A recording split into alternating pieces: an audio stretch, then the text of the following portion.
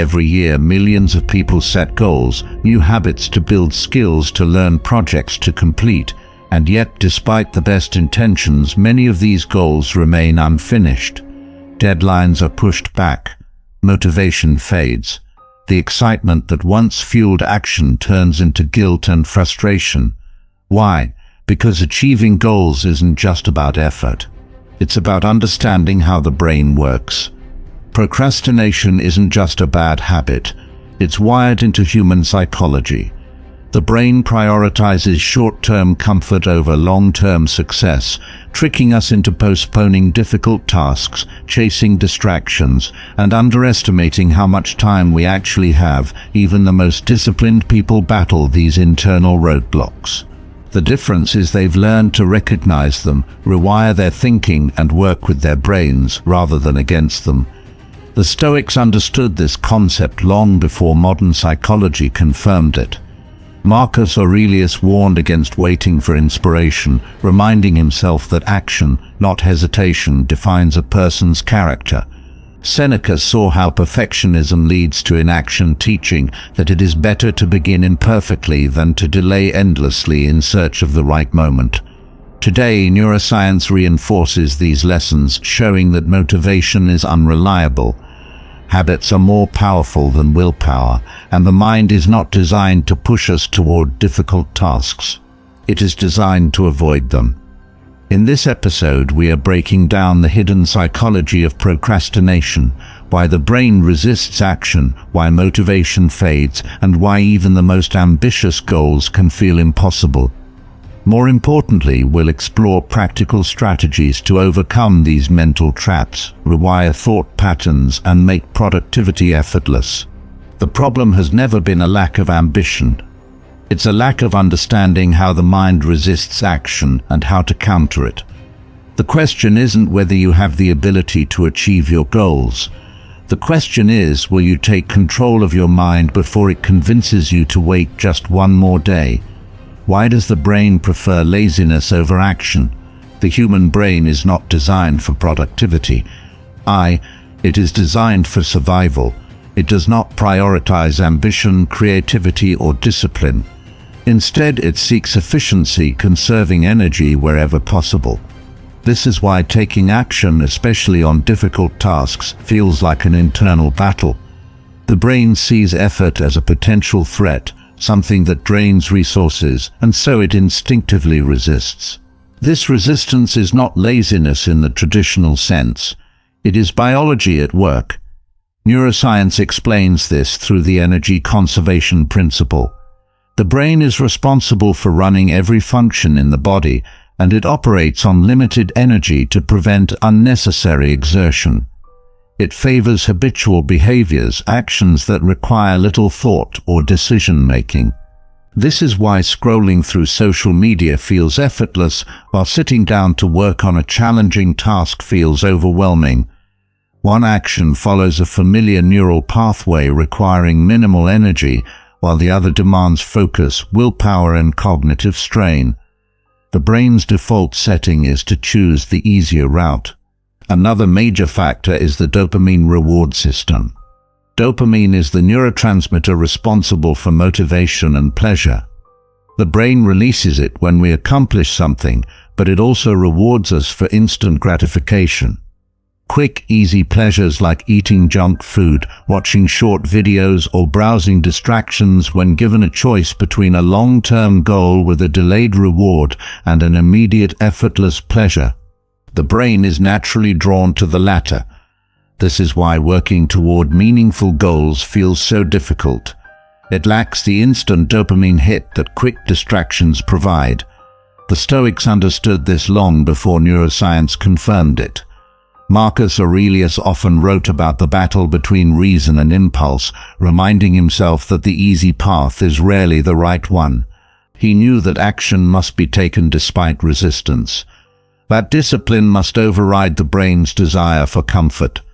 Seneca observed that people often delay action, not because they lack time, but because they lack control over their impulses. He warned that waiting for the right moment is an illusion, that postponement is merely the brain's way of avoiding effort. So how do you break this biological resistance to action?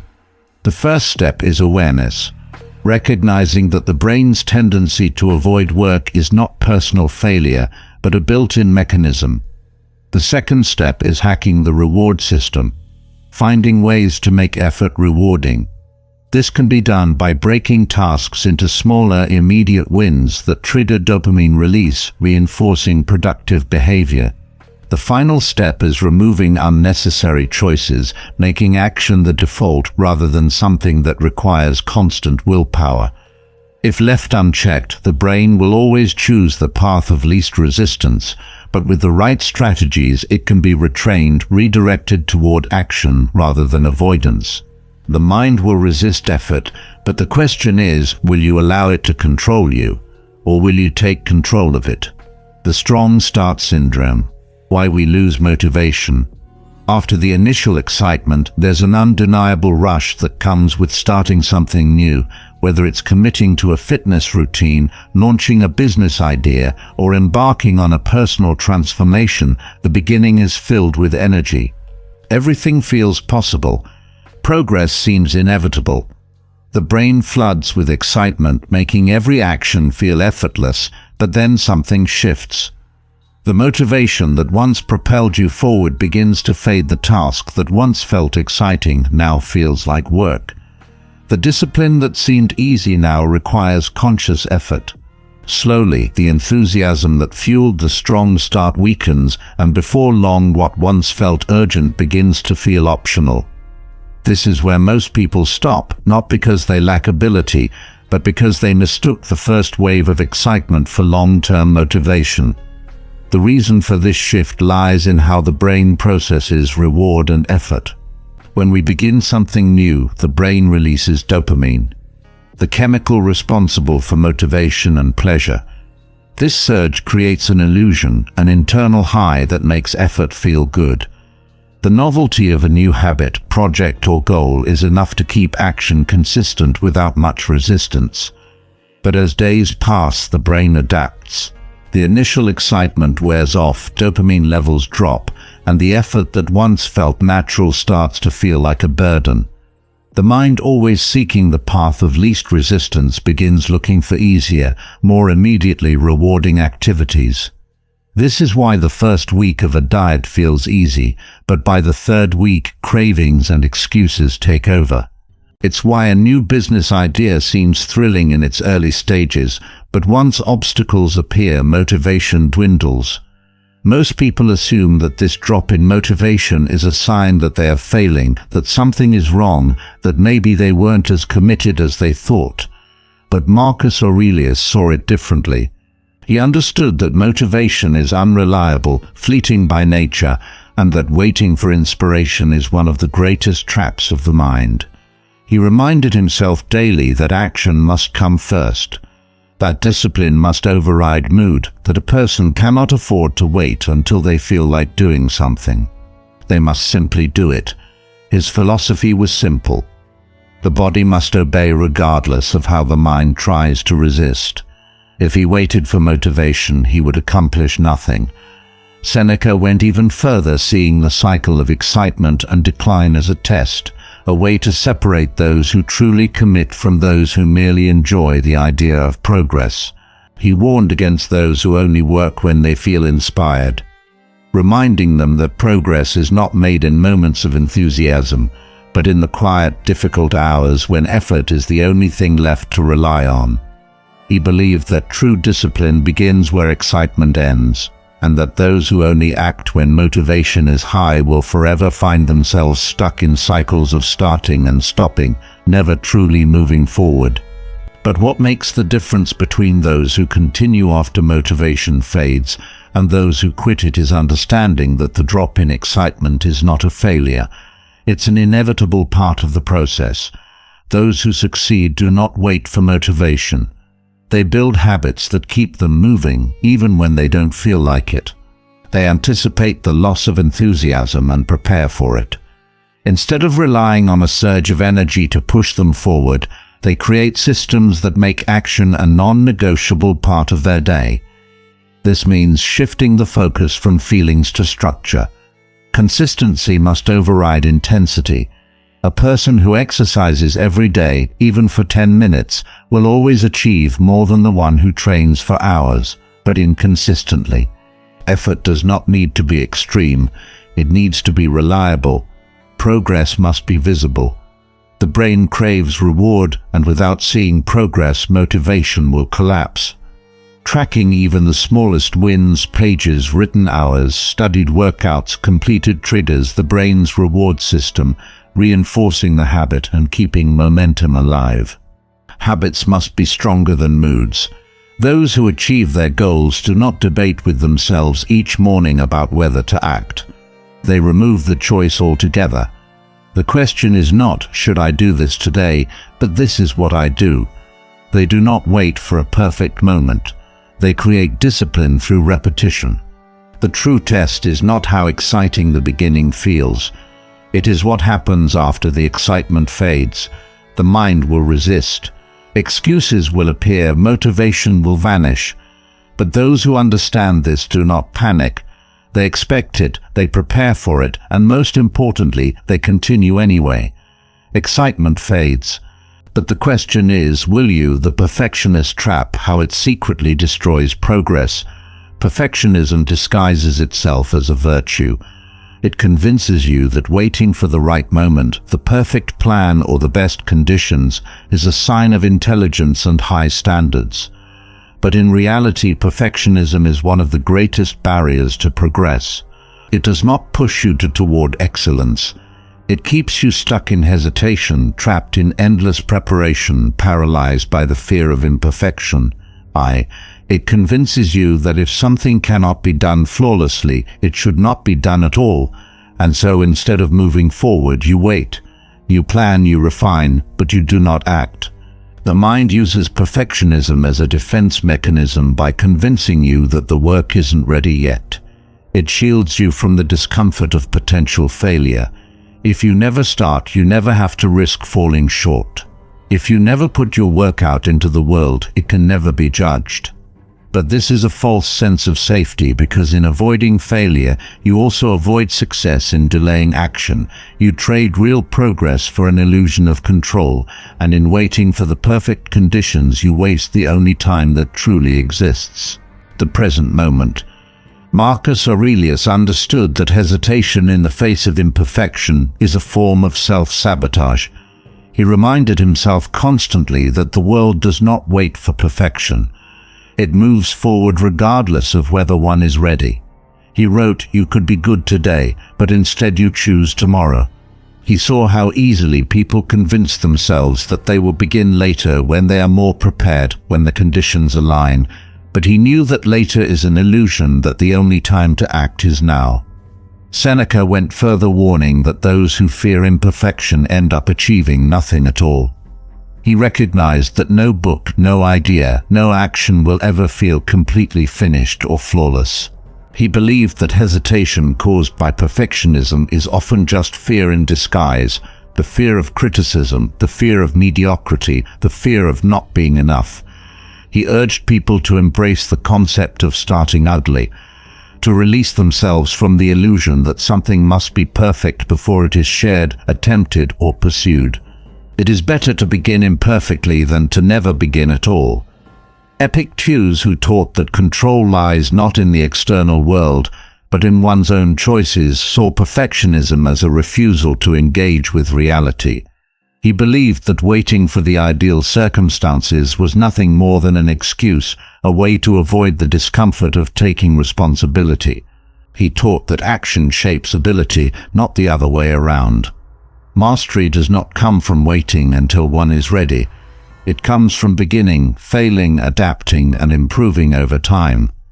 This principle is more relevant today than ever. In an age where social media presents polished versions of success, where people compare their first steps to someone else's finished masterpiece, the illusion of perfection is stronger than ever.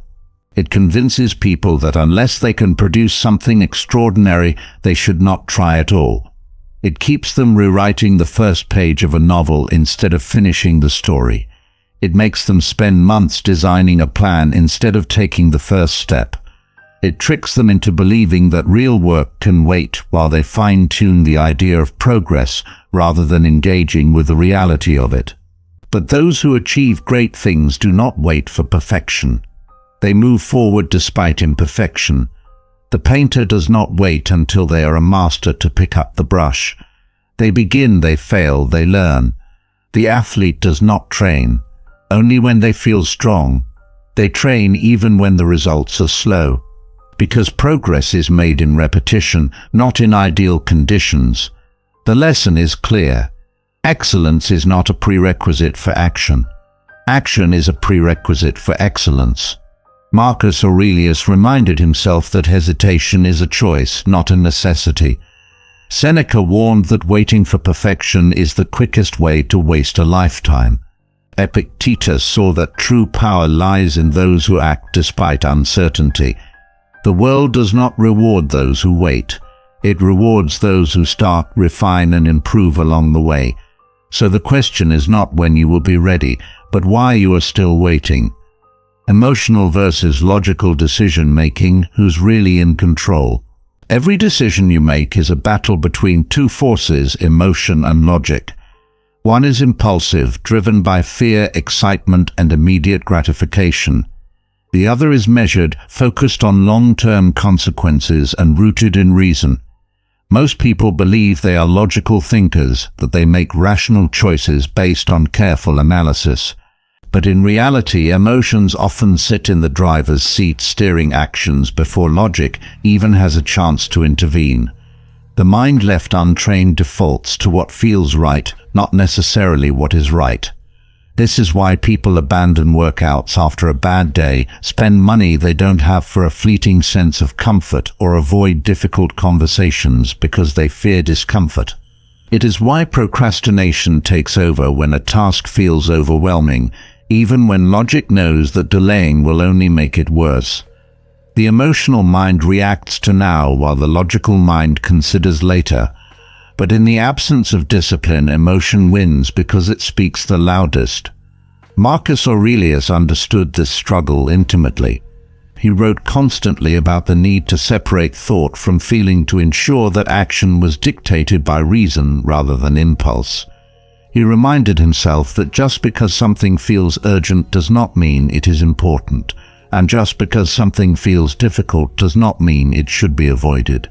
He trained his mind to pause before acting, to question whether a reaction was based on clarity or simply a temporary emotional state. This ability to slow down to challenge knee-jerk responses was the foundation of his self-mastery. Seneca, in his reflections on human behavior, observed how often people allow emotions to distort their judgment. He saw how anger leads to regrettable words, how excitement leads to overcommitment, how fear leads to missed opportunities. He believed that true wisdom comes from recognizing these patterns and training oneself to pause before acting. He advised a simple but powerful practice when emotions rise: delay action. This does not mean ignoring feelings, but allowing time for logic to take control. Before making a decision, Epictetus took a more direct approach, teaching that those who are ruled by emotion are not truly free. He saw that a person who cannot control their reactions, who explodes in anger, who gives into every impulse, who allows fear to dictate their choices, is a slave to their emotions. To him, freedom was not found in external circumstances, but in the ability to govern oneself. He taught his students to observe their thoughts like a third party, to step back from their own emotions and analyze them as if they were watching someone else. Why am I feeling this? Is this reaction helping me? What would I advise a friend to do in this situation? These questions create space for logic to enter before emotion takes over. Modern psychology echoes these ancient insights. Studies on cognitive biases show that people consistently overestimate the importance of emotions in decision-making. The hot-cold empathy gap explains why individuals who are calm often make completely different choices than when they are emotional. The mind, when under stress or excitement, narrows its focus, prioritizing immediate relief over long-term benefit. This is why emotional decisions often feel right in the moment, but lead to regret afterward. So how does one regain control? The answer is deliberate awareness. Pause before acting. When an emotion is strong, wait. Let logic have a chance to speak before making a decision. Train the brain to focus on long-term consequences. Ask, will this matter a week from now? A year from now? Create systems that override impulse. If logic says you need to exercise, but emotions want comfort, remove the need for debate. Set the gym clothes out to the night before. Make the first step automatic. The Stoics did not believe in suppressing emotion. They believed in mastering it.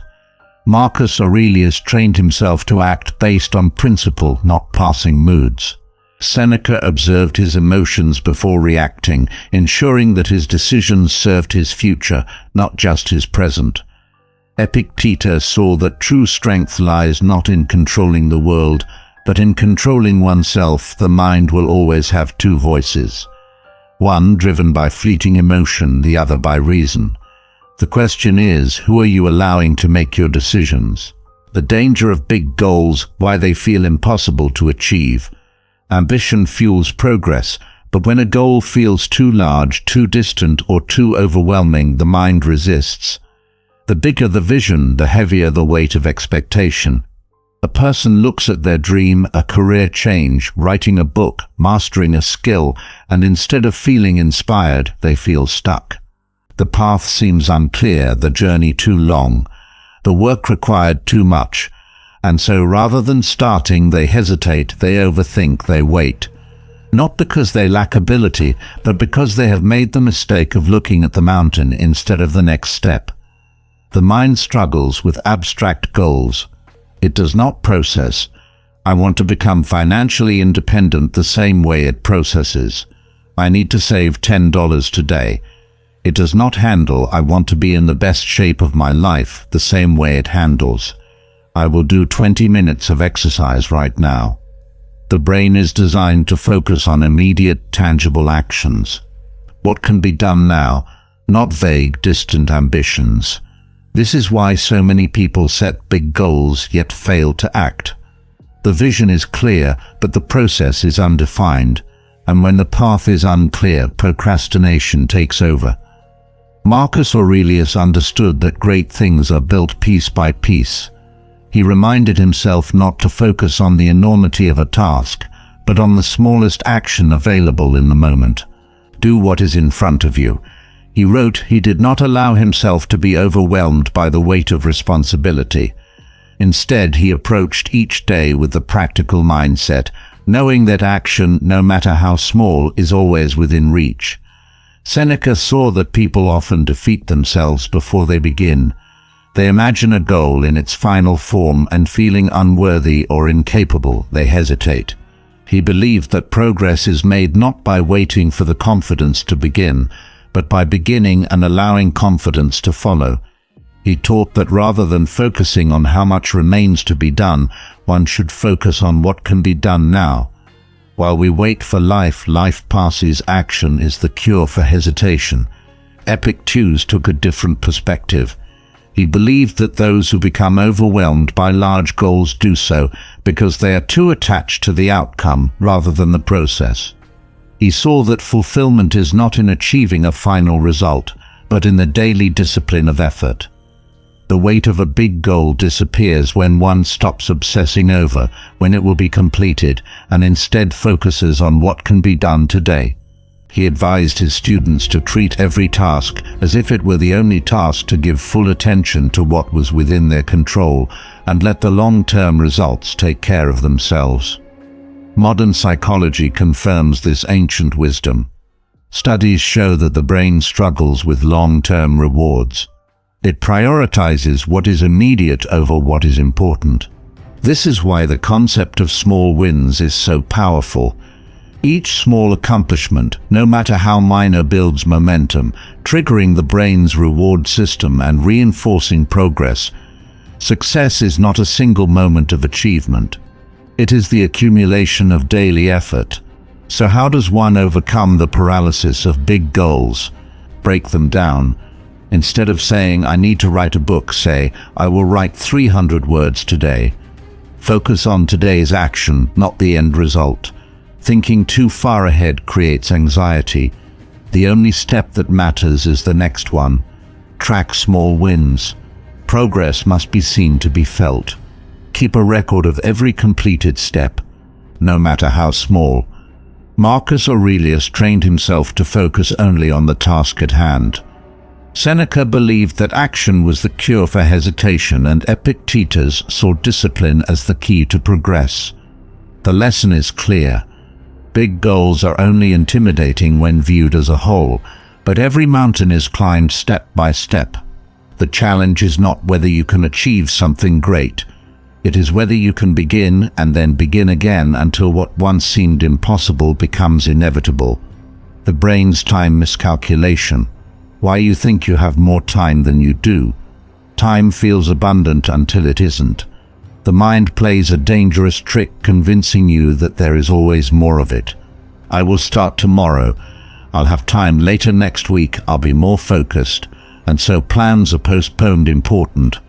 Work is delayed and life moves forward while action remains stuck in waiting. The brain creates the illusion that time is infinite, yet experience proves otherwise. Deadlines arrive faster than expected. Opportunities slip away unnoticed. The future that once seemed distant becomes the present, and suddenly time is no longer on your side. This miscalculation is deeply wired into human psychology. The mind struggles to comprehend the passage of time accurately. It underestimates how quickly the future becomes the present and overestimates how much can be done later. This is why people assume they can finish a project in an unrealistic time frame, why they think they will feel ready in the future, why they delay important tasks, believing there will be a better moment to begin. But time does not wait, and the longer one assumes it is available, the more of it is lost. Marcus Aurelius constantly reminded himself that procrastination is a form of self-deception. He saw that those who assume they have unlimited time end up wasting the days they do have. He wrote, "You could be good today, but instead you choose tomorrow." He understood that hesitation does not protect opportunity. It erodes it. The only time that can be controlled is now. To wait for a better moment is to assume life will pause for you. It won't. Seneca was even more direct, warning that people act as if life is endless, when in reality most of it is wasted. He observed that people fear losing money, property, or status, yet they throw away time. The one resource that cannot be replaced. We are not given a short life, but we make it short by wasting it. His philosophy was clear. If something is important, it must be done now. If a goal matters, it must be pursued today. To assume there will always be more time is to gamble with the most finite resource of all. Epictetus approached time from a different angle. He did not see procrastination as merely a loss of productivity, but as a failure to live fully. He taught that every moment is an opportunity to act, to grow, to shape one's future. To delay is not just to waste time, it is to postpone life itself. He encouraged his students to stop asking whether they were ready, and instead ask, what is stopping me from acting right now? He knew that hesitation was not a result of poor timing, but a fear. The fear of imperfection, the fear of discomfort, the fear of failure. But life doesn't pause for hesitation. Modern psychology confirms this ancient wisdom.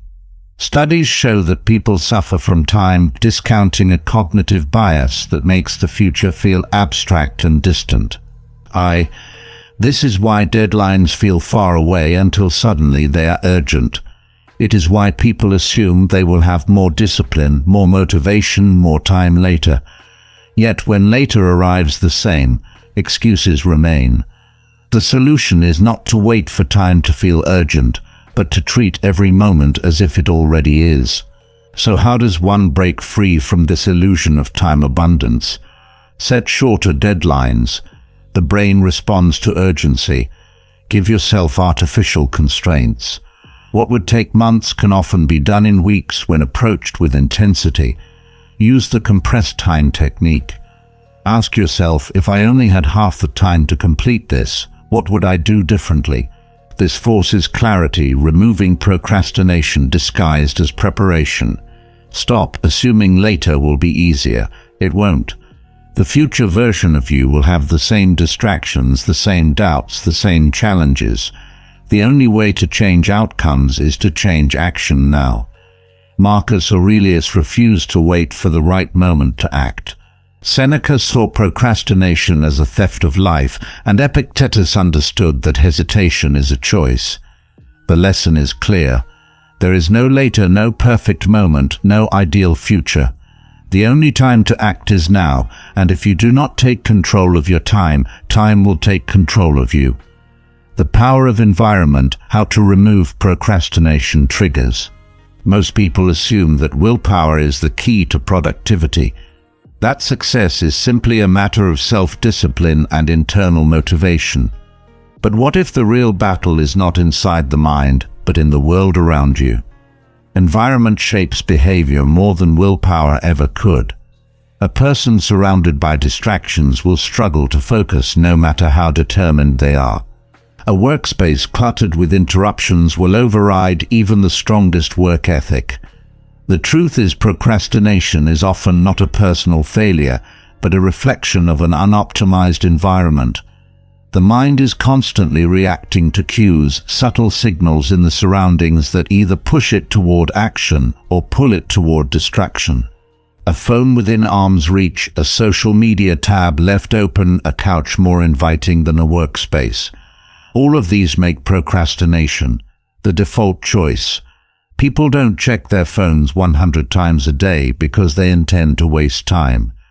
They do it because the phone is there, constantly triggering an automatic response. The easier a distraction is to access, the harder it is to resist. Marcus Aurelius understood that focus requires deliberate effort, not just internal discipline, but external adjustments. He structured his life in a way that minimized distractions, ensuring that his surroundings supported his ability to think, reflect, and act. He reminded himself that the mind, when left exposed to external noise, will naturally drift. His solution was not to fight distraction, but to remove the sources of it. Seneca, in his reflections on time management, warned against environments that quietly steal attention. He observed that most people do not realize how much of their time is lost until it is already gone. Conversations that add no value, habits that drain energy, surroundings that promote passivity. He saw all of these as obstacles to a focused, intentional life. He believed that eliminating unnecessary distractions was just as important as cultivating good habits. Epictetus took an even stricter stance, arguing that those who fail to control their environment are choosing to remain trapped by it. He taught that if a person surrounds themselves with distractions, they should not be surprised when they struggle to focus. He believed that people often make life harder for themselves by designing environments that work against their goals rather than in favor of them. His advice was direct. If you want to be disciplined, remove the things that make discipline difficult. Modern psychology confirms what the Stoics understood centuries ago. Studies show that environmental cues have a stronger impact on behavior than self-control alone. People who leave their gym clothes out are more likely to work out. Those who keep junk food out of sight eat healthier. Workers who silence notifications and create structured workspaces are dramatically more productive than those who rely on willpower alone. The brain naturally follows the path of least resistance, so the key is to make the right path easier and the wrong path harder. So how can you shape your environment for success? Reduce friction for positive habits. If you want to read more, place a book where you normally reach for your phone. If you want to exercise, prepare your workout gear in advance. Increase friction for distractions. Keep your phone in another room while working. Disable notifications. Make procrastination inconvenient. Design spaces with purpose. Have a dedicated area for deep work, a separate space for rest, and remove anything that tempts unnecessary delay. Marcus Aurelius structured his environment to minimize distraction. Seneca saw that time is lost in unnoticed ways, often due to the surroundings we create. Epictetus believed that discipline is not just about self-control, but about removing the need for constant resistance. The lesson is simple. If you struggle with procrastination, don't just try to overcome it. Redesign your world so that it no longer controls your dopamine addiction, how it ruins your ability to focus on goals. The mind is wired to seek pleasure. Every time you scroll through social media, binge watch a show, or eat something sugary, your brain releases dopamine, a neurotransmitter responsible for motivation, reward, and pleasure. This system is not inherently bad. In fact, it's what drives humans to achieve, create, and explore. But in today's world, where instant gratification is available at every turn, dopamine has become a trap. Instead of fueling progress, it now fuels distraction. It convinces you to seek immediate pleasure over long-term rewards, making deep focus and goal achievement feel like an uphill battle. Dopamine addiction is not just about obvious vices like social media or video games. It's about how the modern world has rewired the brain to expect constant stimulation. The reason people struggle to focus on a long-term project, to sit down and work on something difficult, or to resist procrastination is not because they lack discipline. It's because their brains have been trained to crave fast rewards. The moment a task feels too slow, too difficult, or not immediately rewarding, the brain instinctively searches for a quicker source of pleasure, checking messages, refreshing a feed, opening another tab. Marcus Aurelius warned against becoming a slave to fleeting pleasures. He saw that the mind, if left undisciplined, would always seek the easiest and most pleasurable route, even at the cost of long-term fulfillment. He reminded himself that true satisfaction comes not from indulgence, but from mastery over one's desires. He understood that what feels good in the moment is often what weakens the will over time. Seneca took this further, recognizing that people often trade their most valuable resource, time, for meaningless pleasures that add nothing to their lives. He saw that the pursuit of quick gratification blinds people to their own potential, keeping them endlessly entertained but never fulfilled. He believed that true happiness is not found in chasing one dopamine hit after another, but in engaging deeply with life's challenges and pursuits. He warned against becoming addicted to distraction, noting that the greatest minds in history were not those who consumed endlessly, but those who created, reflected, and worked through discomfort. Epictetus, ever focused on self-discipline, taught that those who cannot control their desires will always be controlled by them. He understood that dopamine-driven habits do not just waste time, they weaken the mind's ability to concentrate, endure discomfort, and achieve meaningful goals. He advised his students to practice delayed gratification, to consciously resist easy pleasures in favor of long-term growth. To him, the ability to sit with discomfort, to work through boredom, to focus without needing constant entertainment was the ultimate form of freedom. Modern neuroscience confirms what the Stoics understood. Studies show that overexposure to high dopamine activities, endless scrolling video games, junk food, rewires the brain to crave immediate rewards, reducing patience, focus, and willpower. People who constantly chase fast pleasure struggle to stay engaged with anything that requires sustained effort. The ability to work deeply, to concentrate, to push through difficult tasks is directly weakened by the overconsumption of instant gratification. So how can you reset your brain and reclaim your ability to focus? Reduce exposure to artificial dopamine spikes, limit social media, minimize mindless entertainment, and resist the urge for constant stimulation. Increase tolerance for boredom and discomfort. Train your brain to focus on difficult tasks without needing immediate rewards. Create a dopamine reset. Spend time in activities that require deep attention, reading, learning, problem solving without the interference of constant digital stimulation. Marcus Aurelius resisted indulgence, understanding that discipline is the path to strength. Seneca saw that a life of distraction is a life wasted. Epictetus believed that those who cannot control their desires are not free. The lesson is clear. Dopamine should be a tool for motivation, not a trap for distraction. If you do not take control of what stimulates your brain, the modern world will do it for you, and it will keep you entertained but never fulfilled. The 2-minute rule: how to start anything with zero resistance. The hardest part of any task is the first step. The brain resists starting because it sees the full weight of the work ahead, hours of effort, potential frustration, the uncertainty of whether success is even possible. This is why procrastination thrives, not because people are incapable, but because the act of starting feels overwhelming. The solution is not to wait for motivation, nor is it to force sheer willpower.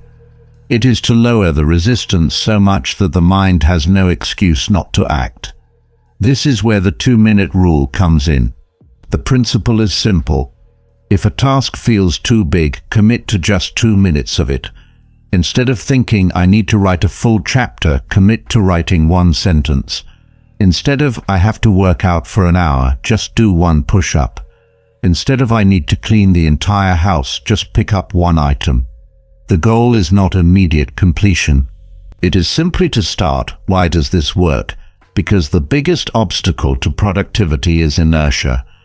The longer a task is avoided, the heavier it feels, but once movement begins, resistance weakens. This is known as the zig effect. The brain dislikes unfinished tasks, meaning that once something is started, the mind naturally wants to continue. Most people find that after the first 2 minutes, momentum takes over. 1 sentence turns into a paragraph, 1 push-up turns into 10. 1 cleaned item turns into an organized room. The hardest part is always the first step, but after that, the mind shifts from avoidance to engagement. Marcus Aurelius understood that waiting for the right moment to begin is self-deception. He reminded himself constantly that hesitation is a trick of the mind, that the time to act is always now. He wrote at dawn, when you have trouble getting out of bed, tell yourself, I am rising to do the work of a human being. He saw that the mind resists effort, but action, no matter how small, breaks the cycle of avoidance. Seneca took a similar approach, seeing hesitation as the enemy of progress. He warned that the longer one delays action, the harder it becomes. His solution was direct. Start before you feel ready. He believed that people wait too long, overthinking, analyzing, fearing imperfection, when in reality action itself dissolves doubt. He knew that even the grandest achievements begin with a single movement, and that perfection is never the requirement. Only progress is. Epictetus saw that the key to self-mastery is breaking through mental resistance. He observed that people often fail, not because the task is difficult, but because their perception of it is exaggerated. His advice was clear: when facing hesitation, reduce the task to its smallest possible action. By doing so, the brain is tricked into engaging rather than resisting. Modern psychology reinforces this wisdom. Studies show that once a person commits to a small action, they are significantly more likely to continue. The 2-minute rule is effective because it bypasses the mind's tendency to overthink, replacing procrastination with effortless momentum. So how can this be applied? If writing a report feels overwhelming, write 1 sentence. If going to the gym feels too hard, put on your workout clothes. If reading a book seems like too much, read just 1 paragraph. The goal is not to rely on motivation. It is to eliminate excuses. Marcus Aurelius acted despite hesitation. Seneca believed that starting is more important than planning. And Epictetus saw that small actions lead to great outcomes. The lesson is clear. Getting started is the hardest part, but once you do, everything else becomes easier. Motivation is a myth. The real secret to staying consistent. People often believe that success is about motivation, that those who achieve great things are simply more inspired, more driven, more passionate. But this is an illusion. The truth is, motivation is unreliable. It comes and goes. Some days it's easy to take action. Other days everything feels like a struggle, and this is where most people fail, not because they lack ability, but because they rely on a feeling that was never meant to last. The mind is wired to seek comfort. When motivation is high, action feels effortless, but when it fades, the brain defaults to avoiding effort. This is why so many people start strong, but struggle to maintain consistency. The reality is those who succeed do not act because they feel motivated. They act because they have trained themselves to act regardless of how they feel. Marcus Aurelius understood this deeply. He reminded himself that the body may resist, that the mind may make excuses, but that action must not depend on temporary emotions. At dawn, when you have trouble getting out of bed, tell yourself, "I am rising to do the work of a human being." He did not wait for motivation. He conditioned himself to act despite resistance. He knew that hesitation is a trick of the mind and that discipline not fleeting. Inspiration is what moves a person forward. Seneca took a similar stance, warning that people waste too much time waiting to feel ready. He believed that those who rely on motivation will accomplish little because motivation is external, but discipline is internal. He wrote, "Luck is what happens when preparation meets opportunity." He saw that success is not the result of passion alone, but of consistent, deliberate action, even on the days when enthusiasm is absent. Epictetus was even more direct. He saw that those who wait for motivation are slaves to their emotions. He taught that true freedom is found in self-governance, the ability to act based on values and principles rather than moods. He believed that discipline is a muscle, and those who do not train it will always struggle with inconsistency. His philosophy was clear. Do what needs to be done, not what you feel like doing. Modern psychology confirms this ancient wisdom. Studies show that habits, not motivation, are the foundation of consistency. People who rely on feeling inspired will always struggle, but those who build routines and systems ensure that progress happens even on bad days. The key is removing choice, making action automatic rather than something that requires constant willpower. So how do you break free from the cycle of motivation and inconsistency? Build habits that remove decision-making if working out is non-negotiable. You don't need motivation to do it. If writing every day is a habit, you don't debate whether to start. Lower the resistance to action. Make the first step easy. If it's a workout, commit to just 5 minutes. If it's a project, write 1 sentence. Once started, momentum builds separate emotions from action. A task does not need to feel exciting to be worthwhile. Learn to work, even when it's uncomfortable. Marcus Aurelius refused to wait for inspiration. He acted. Seneca saw the discipline, not passion, determines outcomes. Epictetus knew that the mind must serve you, not the other way around. The lesson is simple but powerful. Motivation is a myth. Those who succeed do not rely on it. They train themselves to act, no matter what. The greatest battle you will ever fight is not against the world. It is against yourself, against the thoughts that convince you to wait, against the excuses that tell you tomorrow is a better time to start, against the habits that keep you trapped in hesitation. The truth is, procrastination is not about laziness. It is about control. Either you take control of your mind or your mind takes control of you. The Stoics understood this long before modern psychology confirmed it. Marcus Aurelius reminded himself that action must come before feeling, that hesitation is simply the mind's way of avoiding discomfort. Seneca warned that people waste years waiting to feel ready, when in reality readiness is created through action itself. Epictetus saw that true freedom is not found in avoiding work, but in training the mind to act despite resistance. They knew that success is not determined by talent or motivation. It is determined by discipline. Your brain will always try to resist effort. It'll convince you that there is more time, that the task is too big, that you are not prepared. But the greatest truth is this: nothing changes until you act. The mind can be tricked, rewired, reshaped, but only if you take the first step. If you are waiting for the right moment, it'll never come. If you are waiting for motivation, it'll fade. The only thing that moves you forward is your ability to act, even when you don't feel like it. So the question is no longer, why do I procrastinate? The real question is, what are you going to do about it? Look around. Most men are lost. They waste their best years chasing things that don't matter. They let people walk all over them. They grow weaker, softer, more afraid, until one day they wake up and realize they've wasted their entire life. By then, it's too late. The truth. No one is coming to save you. No woman, no perfect opportunity, no magical sign. The world does not care about your excuses. It rewards strength and it punishes weakness brutally.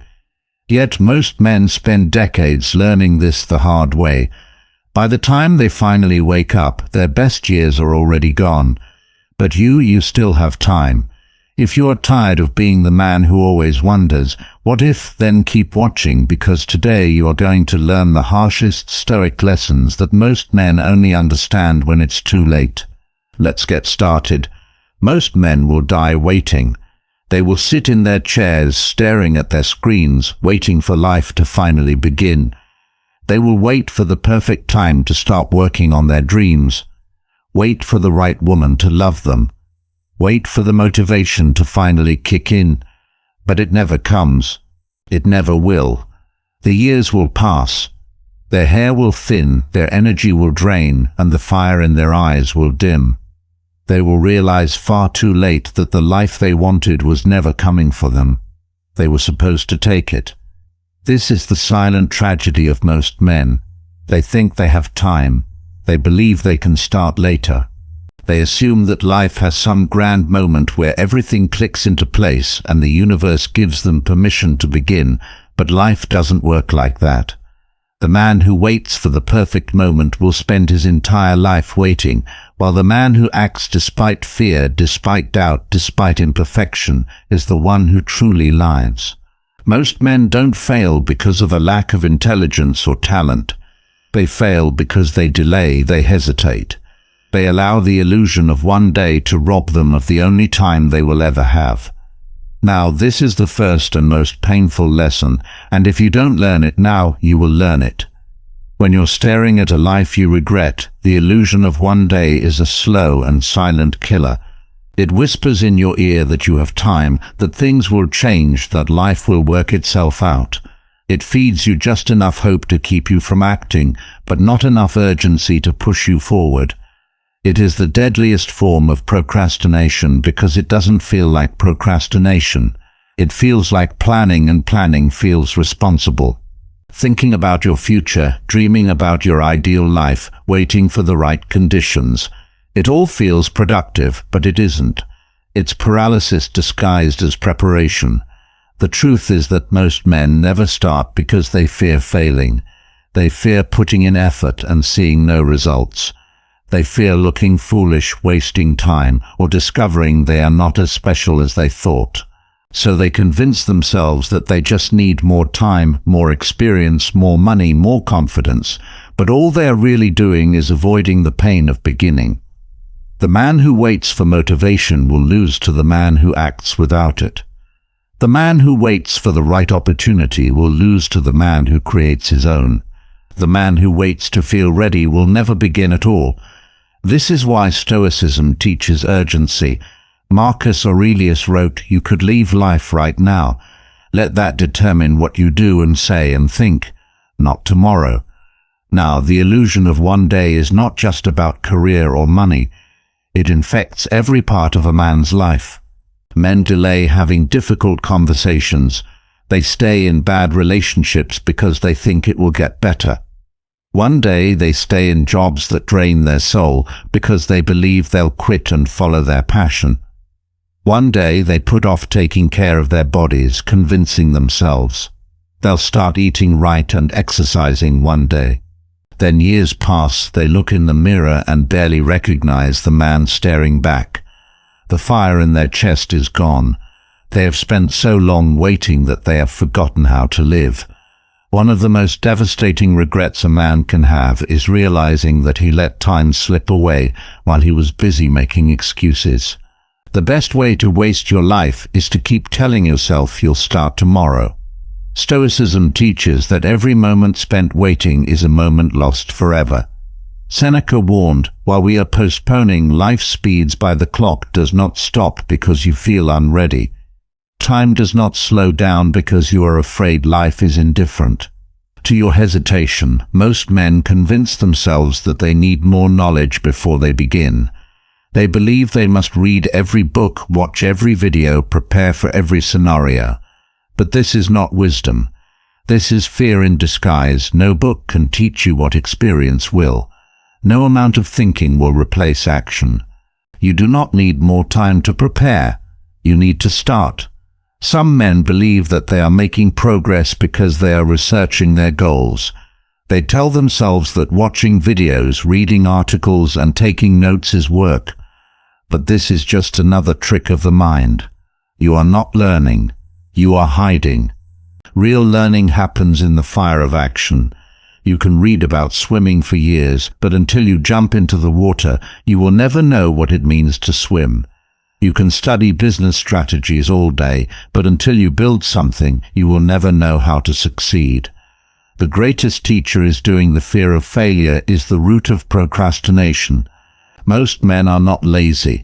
They are just terrified of what will happen if they actually try. They delay their dreams because as long as they don't start, they can still believe in the fantasy of success.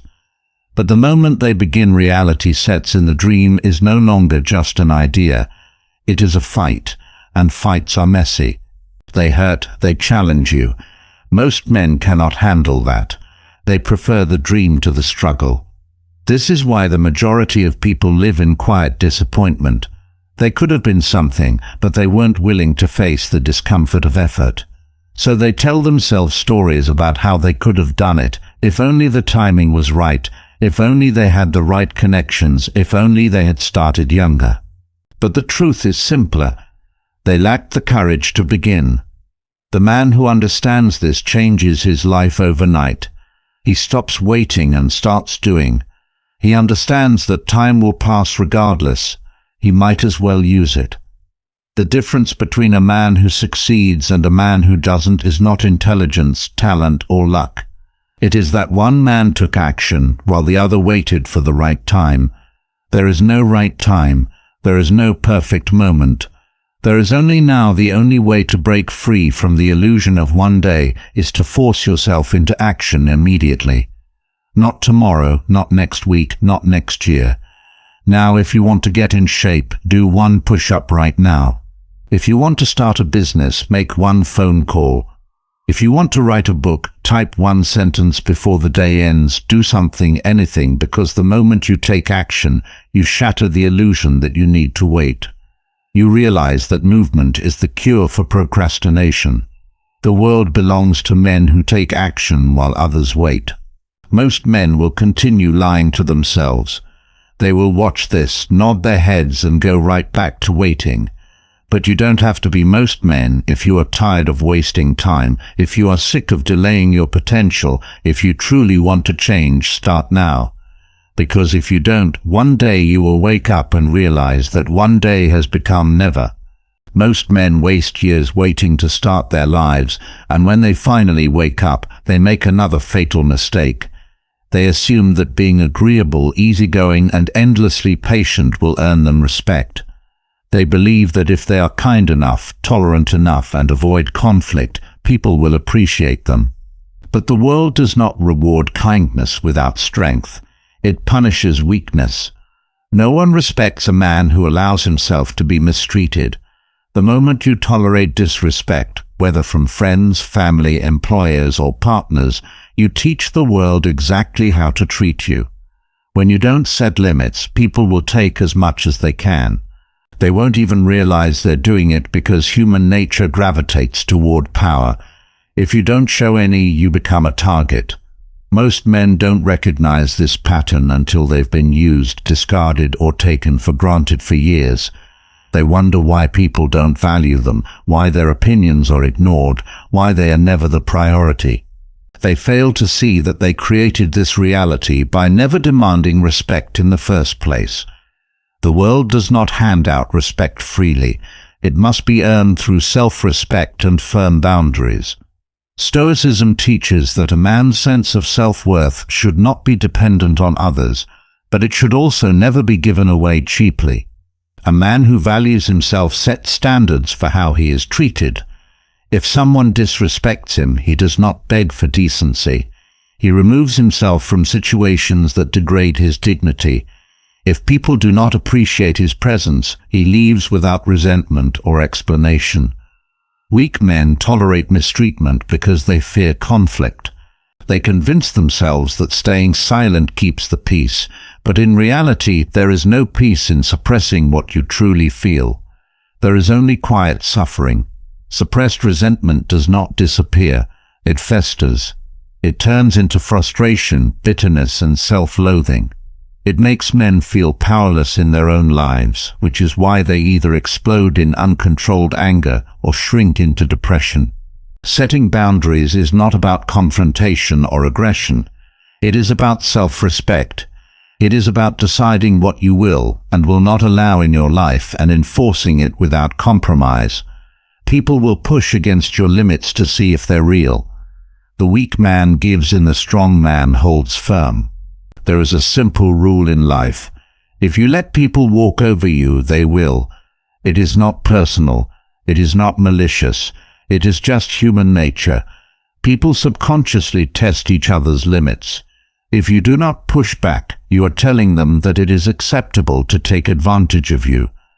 This happens in every area of life. In work, if you accept unfair treatment, you will never be valued. If you work late hours without demanding better pay, your employer will assume you are fine with it. If you allow your co-workers to shift their responsibilities onto you, they will continue to do so. If you do not stand up for yourself, you are signaling that you are expendable in relationships. If you tolerate disrespect, it only gets worse. A woman will never admire a man who does not respect himself. If you accept dishonesty, manipulation, or inconsistency, you will be treated as an afterthought.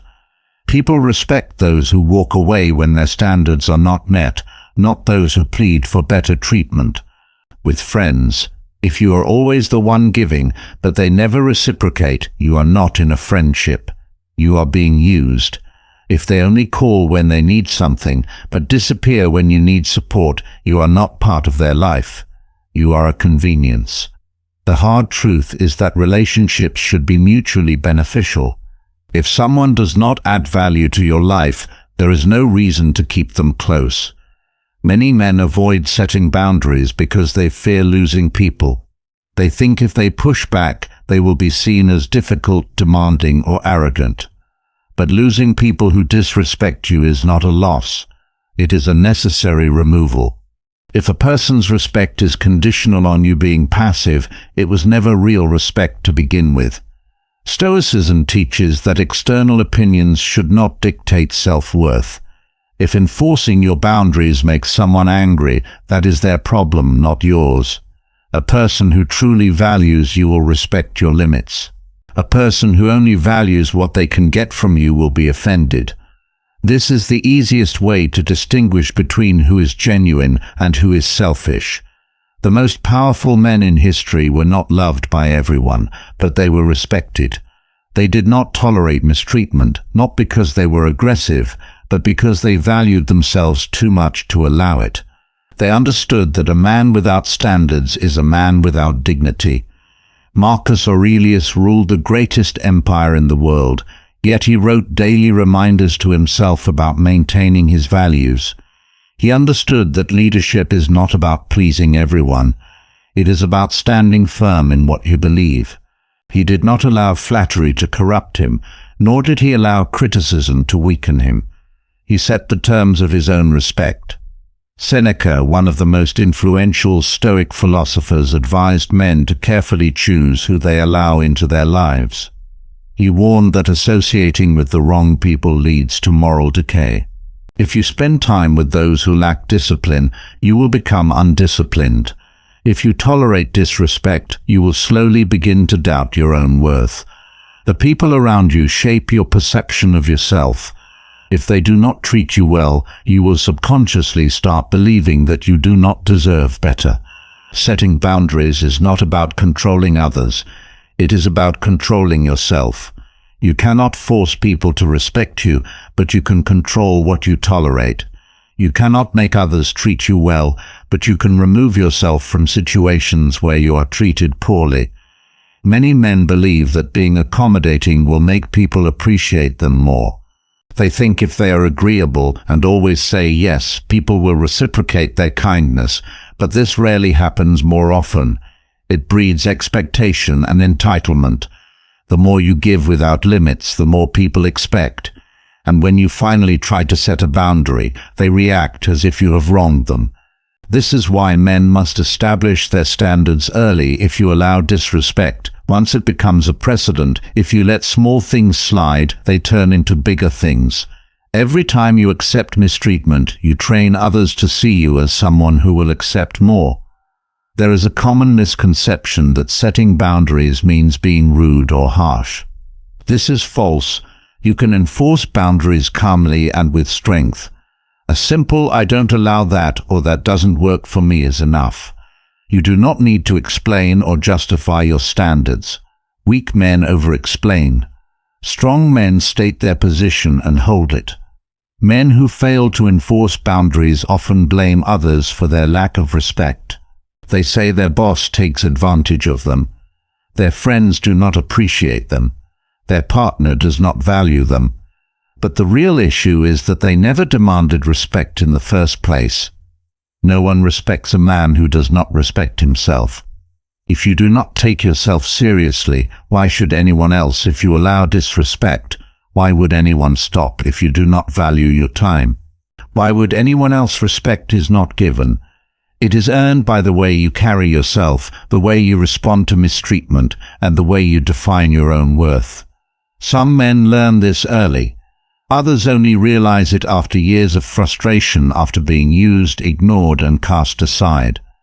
The difference between the two is simple.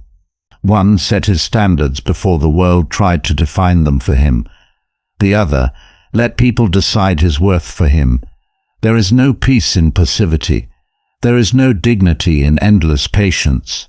There is no respect in being a man who allows himself to be treated as an option.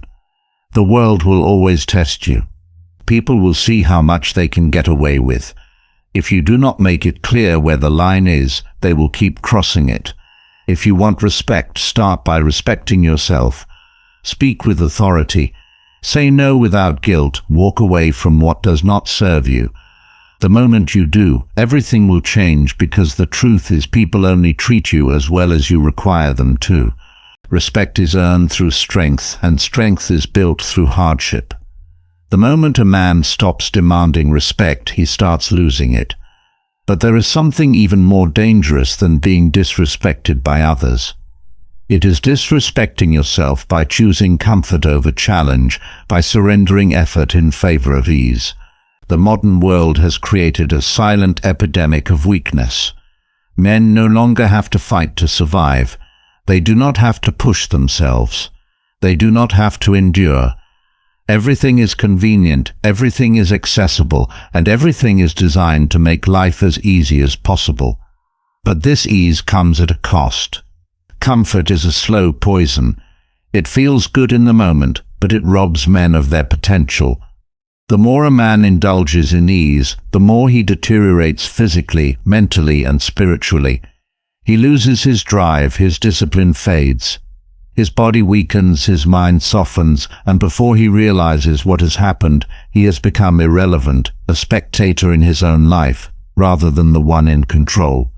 Marcus Aurelius ruled the most powerful empire in history, yet he trained himself to endure discomfort daily. He slept on the floor when he could have rested in the finest beds. He practiced self-denial when he could have indulged in unlimited luxury. He did this not because he had to, but because he knew a fundamental truth. Comfort breeds weakness and hardship breeds strength. A man who seeks only comfort will never accomplish anything of significance. He will never push his limits. He will never see what he is truly capable of. He will waste his best years in a haze of distractions, conveniences, and easy pleasures. Hardship is not something to avoid. It is something to embrace. The greatest men in history were forged through struggle. The men who built empires, led revolutions, and changed the world were not shaped by luxury. They were shaped by adversity. They were hardened by resistance. They became something greater by enduring what most men would run from. Comfort is the greatest trap because it feels harmless. It is not an obvious enemy. It does not come with warning signs. It does not demand a decision. It creeps in, slowly lulling men into passivity. It makes them believe they are safe, when in reality they are slowly being stripped of everything that makes them powerful. A man who does not challenge himself regularly will decay. His body will atrophy, his mind will dull, and his spirit will weaken. He may not even notice it happening. He will wake up one day and realize he has lost his edge. His ambitions will feel distant, his fire will be gone, and the worst part is he will not even know when it started. Men today are drowning in comfort. They live in air-conditioned homes, eat processed food that requires no effort to prepare, and entertain themselves with screens that demand nothing from them. They avoid struggle at all costs, not realizing that struggle is the only thing that makes life meaningful. Strength does not come from desire. It comes from action. It comes from suffering. It comes from making yourself do what is difficult or is painful, what is uncomfortable. It is built in the gym when your muscles are burning in the cold shower, when your body screams for warmth in the rejection. When you refuse to let failure stop you, the body is designed to adapt. If you give it resistance, it grows stronger. If you remove all difficulty, it becomes weak. A man who refuses to challenge himself will rot in his own inactivity. He will become a shell of what he could have been. Most men today lack discipline, not because they are incapable, but because they have been conditioned to avoid discomfort. They look for shortcuts. They chase quick results. They want rewards without effort. They expect progress without sacrifice, but nothing of value comes without struggle. Seneca warned against the dangers of luxury. He saw that ease corrupts men faster than hardship. A man who is used to difficulty can handle anything. A man who has only known comfort will collapse at the first sign of adversity. This is why hardship is a blessing. It prepares you for the inevitable challenges of life. Most men do not fail because they are unlucky. They fail because they are unprepared. They have spent years avoiding difficulty. So when life finally demands strength from them, they have none to give. They are broken by things that should have made them stronger. Discomfort is not an enemy. It is a teacher. It shows you what you are capable of. It reveals your weaknesses and gives you the opportunity to correct them. Every challenge, every setback, every struggle is a chance to grow. A man who embraces discomfort is a man who cannot be broken. He does not fear difficulty because he has trained himself to endure it. He does not seek ease because he knows that ease is the enemy of greatness. The modern world has given men the option to be weak. It has made it possible to survive without effort, to be entertained without learning, to consume without creating. But just because weakness is an option does not mean it should be chosen. The men who rise above mediocrity are the ones who choose struggle. They do not wait for hardship to find them. They seek it out. They wake up early when they could sleep in, they train when they could rest. They work when they could relax. They push themselves beyond their limits, knowing that on the other side of discomfort is the man they are meant to be. The greatest danger is not failure. It is comfort. It is settling for a life that is easy instead of a life that is fulfilling. It is waking up one day and realizing that you never truly lived because you spent your best years avoiding the very things that would have made you great. There is no pride in ease. There is no honor in laziness. There is no respect for the man who coasts through life without ever testing himself. The men who are remembered, the men who leave a mark on this world, are the ones who embraced the pain of growth and rejected the temptation of comfort. A man who fears discomfort is a man who will never know his own potential. He will never experience the satisfaction of overcoming something that once seemed impossible. He will never understand what it means to earn his success. The path of comfort leads nowhere. It ends in mediocrity, regret, and a wasted life.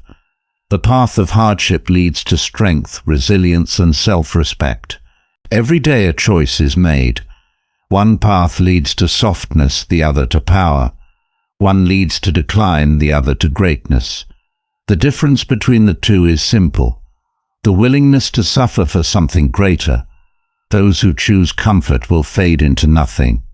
Those who choose struggle will rise above the rest. Most men will take the easy road, will you? A man who chases comfort becomes weak. A man who seeks validation becomes lost. Nowhere is this more evident than in the way most men approach relationships. They do not see reality. They see an illusion, an image crafted in their minds of the perfect woman who will complete them, save them, and bring meaning to their lives. This belief is not just naive, it is dangerous. It blinds men to reality, causes poor decisions, and leads them into relationships where they sacrifice their dignity in pursuit of a fantasy that never existed from an early age. Men are conditioned to believe that their ultimate fulfillment lies in finding the one. Movies, books, and culture reinforce the idea that somewhere out there is a woman who will make everything right. She will love him unconditionally, appreciate him for who he is, and fill the void he feels inside. This belief causes men to waste years chasing an ideal that does not exist. It makes them dependent on relationships for their happiness, leading to desperation, poor choices, and repeated heartbreak. Stoicism teaches that a man's happiness must come from within. Any man who places his emotional well-being in the hands of another person is setting himself up for suffering. When a man believes he needs a woman to feel whole, he enters relationships from a position of weakness. He gives up his independence. He tolerates disrespect. He makes excuses for mistreatment because he fears losing what he thinks he cannot live without. In reality, he is not in love with the woman, he is in love with the illusion she represents. This is why so many men stay in toxic relationships. They do not see them for what they are. They hold on to the hope that things will return to the way they were in the beginning.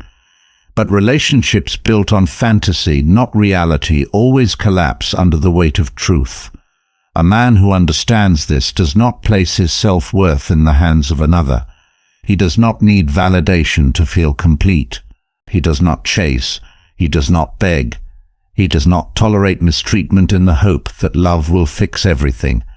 Most men confuse attraction with destiny. They meet a woman who excites them and they believe it is fate. They do not pause to think rationally. They ignore red flags. They become blind to anything that does not fit their idea of what they want her to be. This is why so many men end up with the wrong person. They do not choose. They surrender. They let emotions dictate their actions, and in doing so, they give away control over their own lives. A man who believes in the right woman often makes himself too available, too eager, too willing to please. He thinks that by proving his devotion, he will be rewarded with love. But human nature does not work this way. People do not respect those who sacrifice their own dignity for approval. A man who places a woman on a pedestal will never be seen as an equal. He will be seen as weak, and weakness invites mistreatment. Relationships should add to your life, not consume it. A strong man enters a relationship from a position of abundance. He does not seek completion. He is already complete. He does not tolerate manipulation, disrespect, or inconsistency. He is willing to walk away if his values are not met, and because he has this strength, he does not suffer in relationships. He does not cling to something that does not serve him. He does not fear being alone because he knows that being alone is better than being with the wrong person. Most men suffer in relationships because they have never truly built themselves first. They expect a woman to give them purpose, confidence, and happiness. But no one can give you what you do not first create for yourself. A man who has not built his own life will always enter relationships from a position of neediness, and neediness leads to emotional dependence, which leads to control, jealousy, and fear of loss. This is why so many men experience heartbreak. It is not the loss of a woman that destroys them. It is the realization that they never had a strong foundation of their own. Stoicism teaches that everything external is temporary. This includes relationships.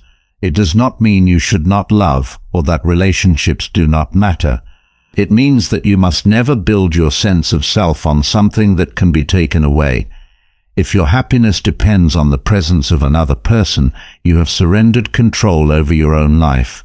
This is a dangerous way to live. The strongest men are the ones who understand that love is not about possession, but about alignment. They do not pursue relationships from a place of desperation, but from a place of fulfillment.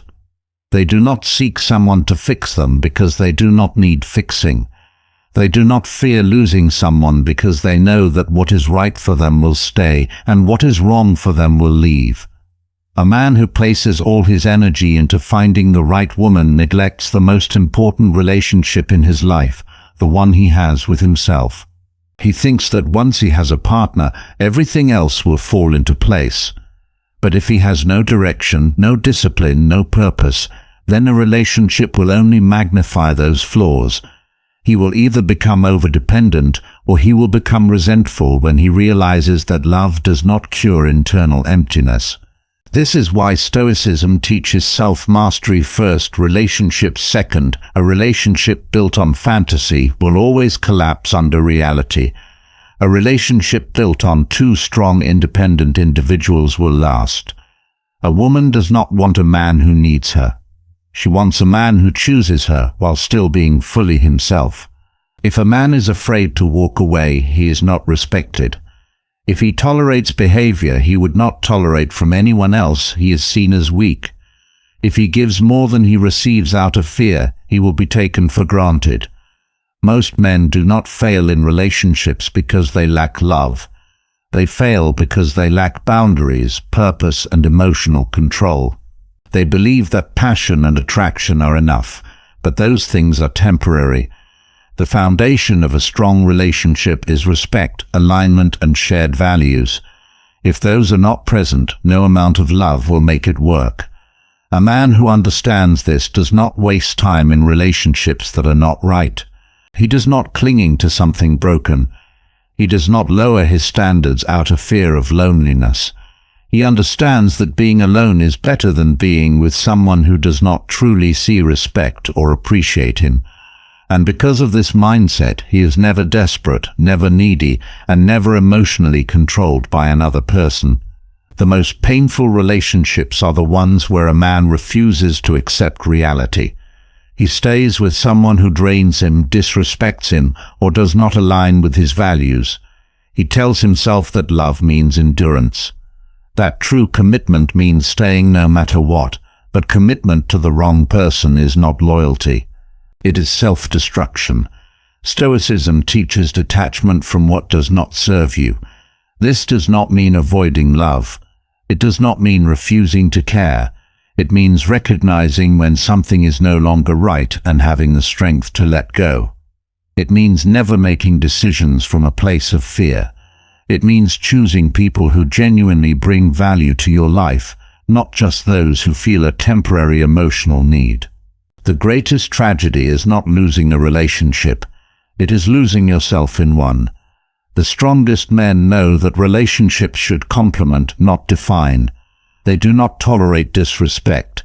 They do not settle for anything less than true partnership, and they never, under any circumstance, believe that their happiness is in the hands of another person.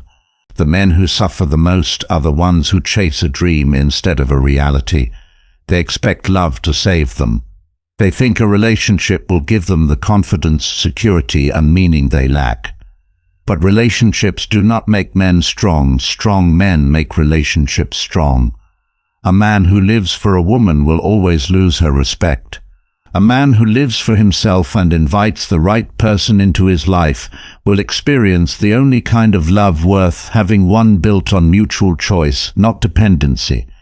Most men will learn this lesson too late. They will give everything to the wrong person, hoping to receive what they should have created within themselves. They will endure mistreatment, hoping it gets better.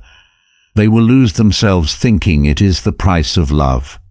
The men who understand this truth before it is too late will never chase an illusion again. They will build themselves first.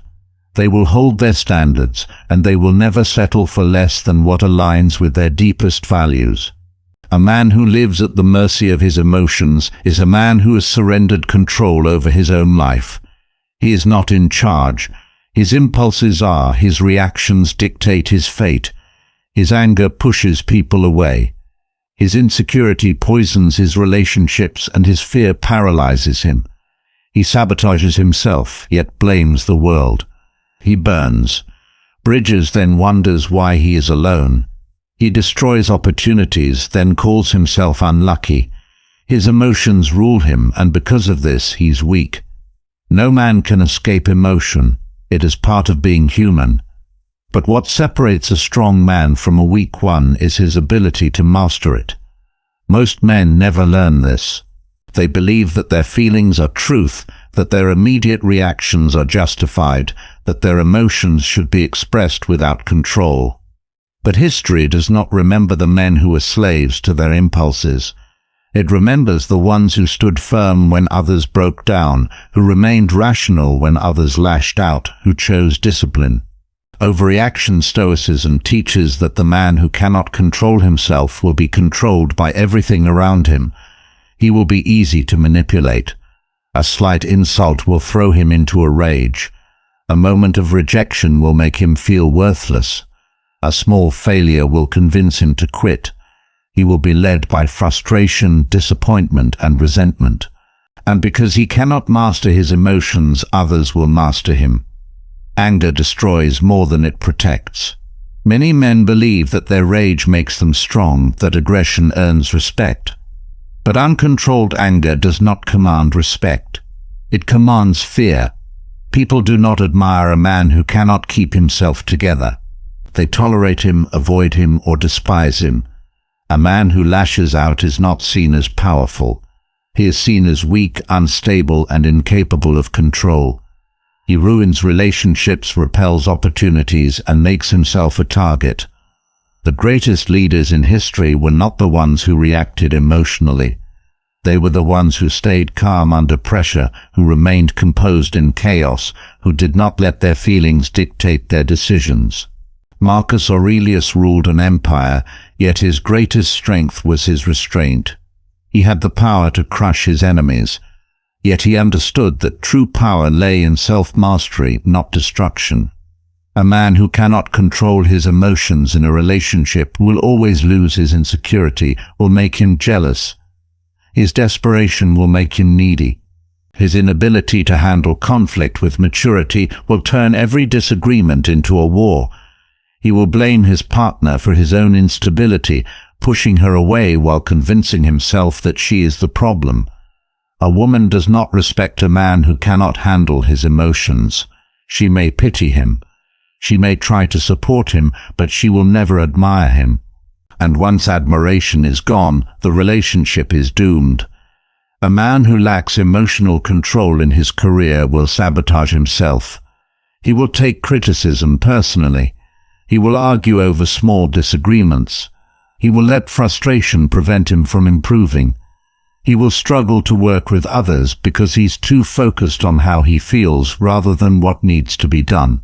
He will burn bridges out of pride, react impulsively instead of strategically, and make decisions based on temporary emotions rather than long-term success. Resilience is built in the moments when a man chooses discipline over reaction when he is insulted, but does not lash out when he is rejected, but does not break down when he is frustrated, but does not complain. Every time he resists the urge to let his emotions control him, he strengthens his mind. He develops the ability to act despite his feelings, and this is what makes him powerful. He is no longer ruled by circumstance. Emotional control does not mean suppression. It does not mean pretending to feel nothing. It means acknowledging emotions without being controlled by them. It means recognizing that anger, sadness, and frustration are temporary and allowing them to pass without making reckless decisions. It means responding to life with intention, not impulse. Most men react, but few respond. Reaction is instinctive, uncontrolled, and thoughtless. Response is deliberate, measured, and rational. The man who reacts will always regret his words, his actions, and his choices. The man who responds will always maintain control, no matter what happens around him. The reason most men fail at emotional mastery is because they never train it. They train their bodies, their skills, their careers, but they never train their minds. They do not practice restraint. They do not practice patience. They do not expose themselves to difficulty and learn how to stay calm. And so when life inevitably tests them, they fail. They explode in anger, drown in self-pity, or collapse under pressure. A man who trains emotional control becomes untouchable. Insults do not affect him. Criticism does not shake him. Failure does not define him. He is not cold. He is composed. He does not react blindly. He chooses how to respond, and because of this, he is respected, trusted, and valued. People know they cannot manipulate him. They cannot provoke him into reckless action. They cannot shake his confidence. They cannot control his decisions by playing with his emotions. He has become independent of external influence, and that is one of the greatest strengths a man can have. The world is full of men who are controlled by their emotions. They make decisions based on temporary feelings, then spend years paying for their mistakes. They react without thinking, then wonder why they face so many problems. They let anger burn their bridges, insecurity ruin their relationships, and fear keep them trapped in mediocrity. A man who is driven by emotion is a man who cannot be trusted. He cannot trust himself because he never knows how he will react. He cannot be trusted by others because no one wants to rely on someone unstable. His life is dictated by feelings, which means he is never truly in control. He is a prisoner to his own impulses. True freedom is emotional independence. A man who controls his emotions controls his life. He is never at the mercy of circumstances, people, or his own weaknesses. He does not waste energy on petty conflicts. He does not seek revenge over minor slights. He does not beg for attention, validation, or approval. He is unshaken by insults, unbothered by rejection, and unfazed by temporary setbacks. A man who has mastered his emotions is respected everywhere he goes. He does not have to prove himself through aggression, loudness, or bravado. His presence alone commands authority. He is not a slave to anger, nor does he let insecurity dictate his actions. He thinks before he speaks, acts before he reacts, and chooses before he surrenders to impulse. Stoicism is not about denying emotion. It is about using it as fuel rather than letting it burn you from the inside. Anger can be redirected into discipline. Sadness can be used for growth. Fear can be converted into action, but this can only happen when a man owns his emotions instead of letting them own him. A man who lacks emotional control will look back at his life and see nothing but burned opportunities, lost relationships, and unnecessary suffering. He will realize that his greatest enemy was never the world. It was himself. His own inability to master his emotions caused more damage than anything external ever did. The strongest men are not the ones who feel nothing. They are the ones who feel everything but choose their response. They do not allow emotions to make decisions for them. They do not let temporary frustration lead to permanent mistakes. They train their minds as much as their bodies, knowing that the greatest battles are always fought internally. Most men will continue to be slaves to their emotions. They will react impulsively, blame others, and let their feelings dictate their future. But the man who understands this lesson, who takes responsibility for his own mind, will become unshakable, untouchable, and unstoppable. And that is the man the world remembers. A man who cannot control his emotions is already defeated, but there is a deeper weakness that destroys men even before they realize it. The need for validation. It is invisible, yet it controls nearly every decision. It makes men bend their principles, shrink themselves for approval, and live as shadows of what they could be. The greatest chains are the ones a man willingly wears, and the need for external validation is one of the heaviest. A man who constantly seeks approval is not free. He is owned by the expectations of others. He filters his words to avoid offense. He changes his actions to fit in, and he measures his worth by how much attention, praise, or acceptance he receives. He does not make choices for himself. He makes choices based on what will get the best reaction. He lives for applause, but in doing so he loses himself. Stoicism teaches that a man's value must come from within. If his confidence is based on how others see him, he will always be unstable. Praise will inflate him, but criticism will shatter him. He will spend his life chasing approval, yet he will never feel fulfilled. A man who needs validation does not own his own mind. He has outsourced it to the world. Most men never break free from this trap. They shape their lives around what they believe will make others like them. They chase careers they do not love because society says they should.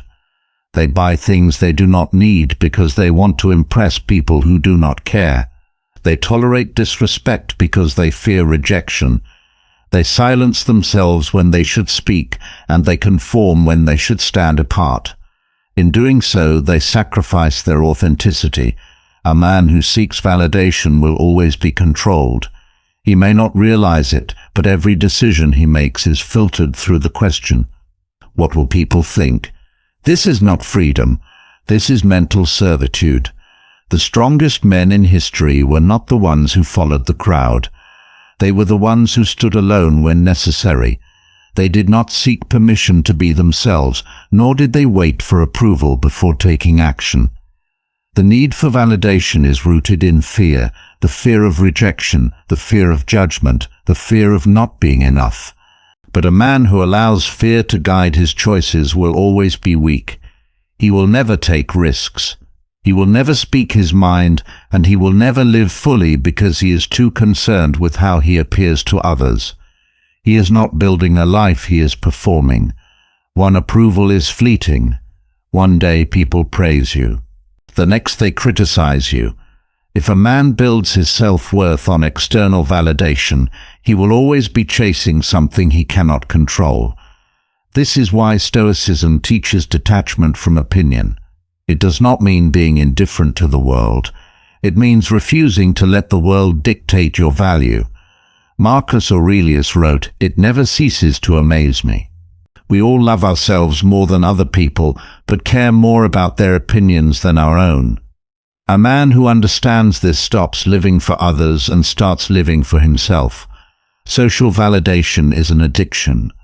The more a man relies on it, the more he needs it. He begins to shape his identity around how others react to him. If they praise him, he feels worthy. If they ignore him, he questions himself. He loses the ability to stand alone. He becomes desperate for attention, approval, and acceptance. But the more he seeks it, the less he receives. The world respects men who do not beg for validation. It ignores those who do.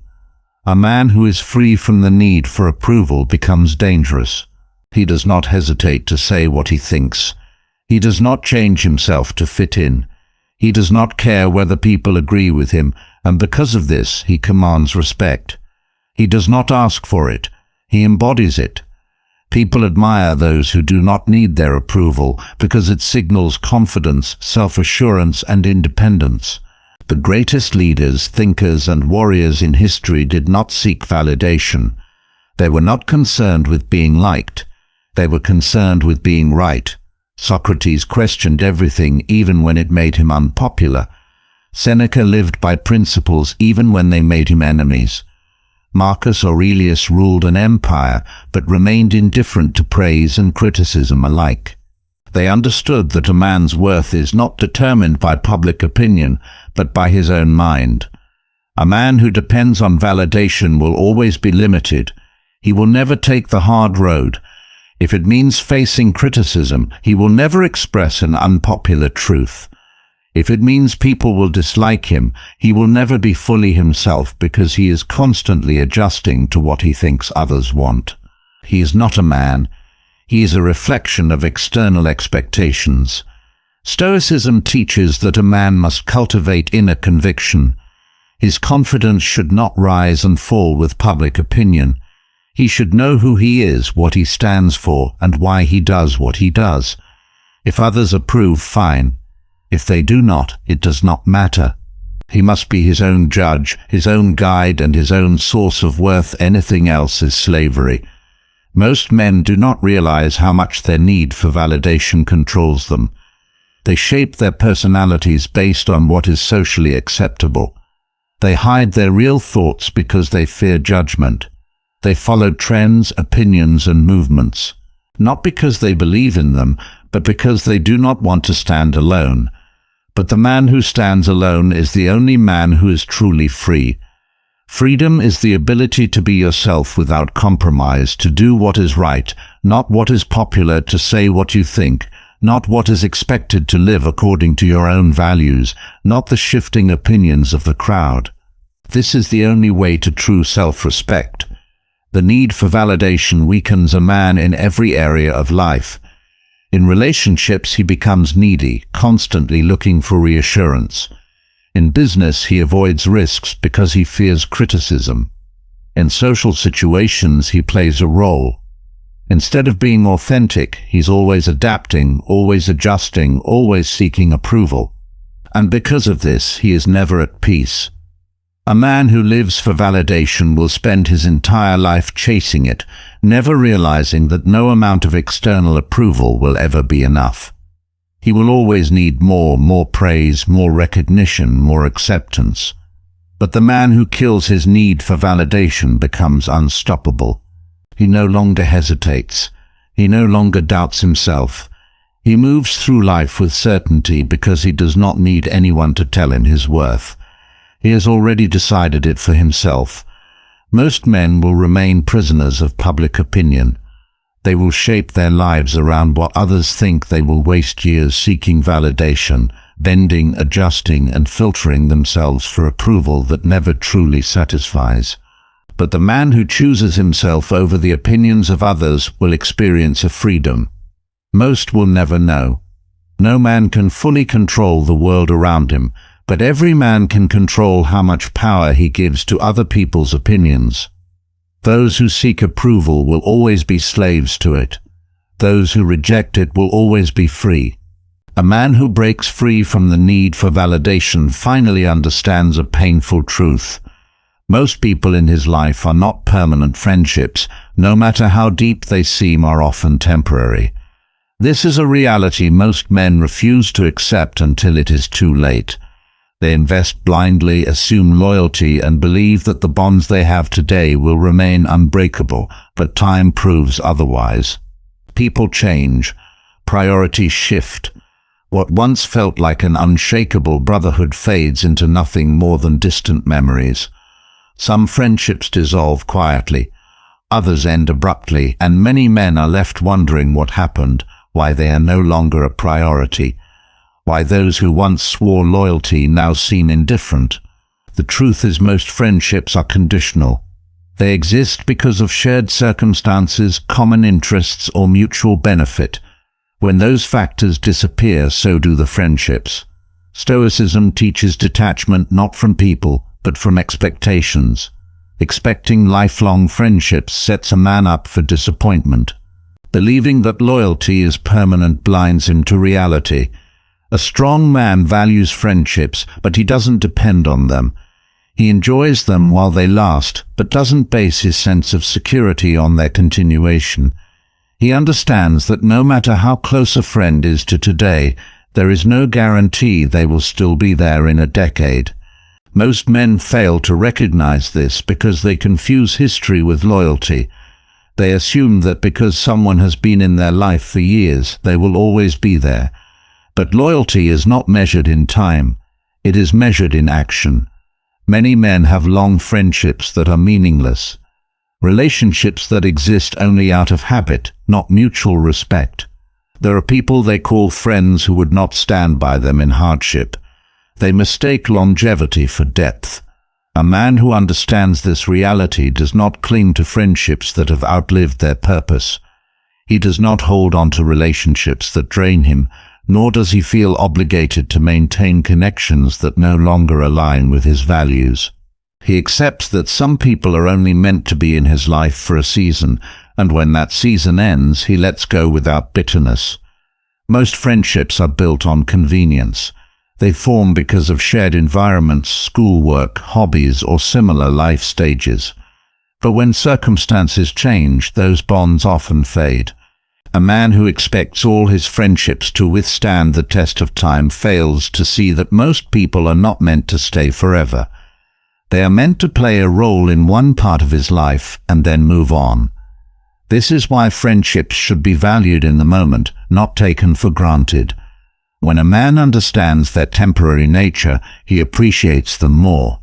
While they exist, he does not assume they will last forever, so he doesn't waste time on meaningless interactions. He invests in the friendships that add value, but he doesn't resist when people drift away, clinging to friendships that no longer serve him. Weakens a man. Many hold on to people out of nostalgia or obligation. Even when those relationships bring nothing but negativity, they tolerate disrespect, accept one-sided loyalty, and ignore the reality that some friendships should end. Not every bond is meant to last, and forcing it only leads to resentment. Stoicism teaches that self-reliance is the foundation of strength. A man who depends on friendships for his emotional stability is vulnerable. If his sense of worth is tied to his social circle, he will struggle when those connections fade. He will chase after people who have already moved on. He will feel betrayed by the natural course of life rather than accepting it as part of the human experience. A man who does not depend on friendships is a man who cannot be shaken by their loss. He appreciates people without attaching his identity to them. He values relationships, but he does not let them define him. He can stand alone without feeling abandoned. He can move forward without needing permission from others. And because of this, he is never desperate for companionship. His friendships are a choice, not a necessity. The harsh truth is that most friendships are transactional. People stay in your life because there is something they gain, whether it is support, entertainment, status, or opportunity. This is not a bad thing, it is simply reality. The problem arises when a man does not recognize when the transaction is over. He continues giving long after the other person has stopped. He keeps investing in a relationship that is already dead, and in doing so he weakens himself. A strong man knows when to walk away. If a friendship no longer adds value to his life, he does not cling to it out of guilt or sentimentality. He does not force connection where there is none. He does not beg for time, attention, or loyalty. He accepts that some people will leave and he lets them. Most men learn this lesson too late. They waste time chasing people who have already moved on. They feel betrayed. When friends grow distant, they hold on to old relationships out of fear of loneliness. But loneliness is not the absence of friends. It is the absence of self-sufficiency. A man who has a strong sense of self never fears being alone because he is not dependent on external validation. There is a difference between appreciating friendships and needing them. A man who appreciates his friendships enjoys them while they last, but does not fear their end. A man who needs friendships becomes weak. His happiness is controlled by others. His self-worth is tied to his social circle, and his decisions are influenced by the fear of losing connections. The strongest friendships are built on mutual growth, not obligation. A real friend does not stay in your life out of habit. They stay because the bond still serves a purpose. They challenge you, push you, and bring value to your journey. Anything less is not a friendship. It is simply familiarity. Many men surround themselves with people who hold them back. They maintain friendships with those who do not share their ambition, discipline, or values. They stay connected to those who do not inspire them to be better. They remain in circles where mediocrity is accepted, where growth is discouraged, where comfort is prioritized over progress. And because of this, they never evolve. A man who prioritizes his own growth naturally outgrows many of his friendships. This is not something to fear, it is something to embrace. Not everyone is meant to follow the same path. If a man is committed to becoming his best self, he will naturally separate from those who are content with staying the same. And that is not a loss. It is an inevitable result of progress. Friendships should be chosen carefully, maintained intentionally, and released when necessary. A man should never feel guilty for outgrowing those who do not grow with him. He should never hold on to friendships that bring him down. He should never compromise his values for the sake of belonging. And he should never fear standing alone, because a man who stands alone stands stronger than a man who relies on weak foundations. Most friendships are temporary, and that is not a bad thing. It is simply the way life works. The problem is not that friendships end, the problem is failing to accept when they should. When a man understands this, he stops resisting change. He stops mourning what was lost and starts appreciating what remains. And most importantly, he never lets the presence or absence of others define his own worth. A weak man clings to friendships because he fears being alone. A strong man values friendships but remains independent, and that independence makes him someone who never needs anyone, but is always respected by those who recognize his worth. Most men will spend their lives expecting friendships to last forever, only to be disappointed when they don't. But the few who understand the truth accept that every relationship has a purpose, and not all of them are meant to last a lifetime. And those men, they are the ones who remain unshaken, no matter who stays or who leaves. A man who relies too much on friendships for his sense of security will eventually face a harsh truth. People leave, circumstances change, and loyalty is never guaranteed.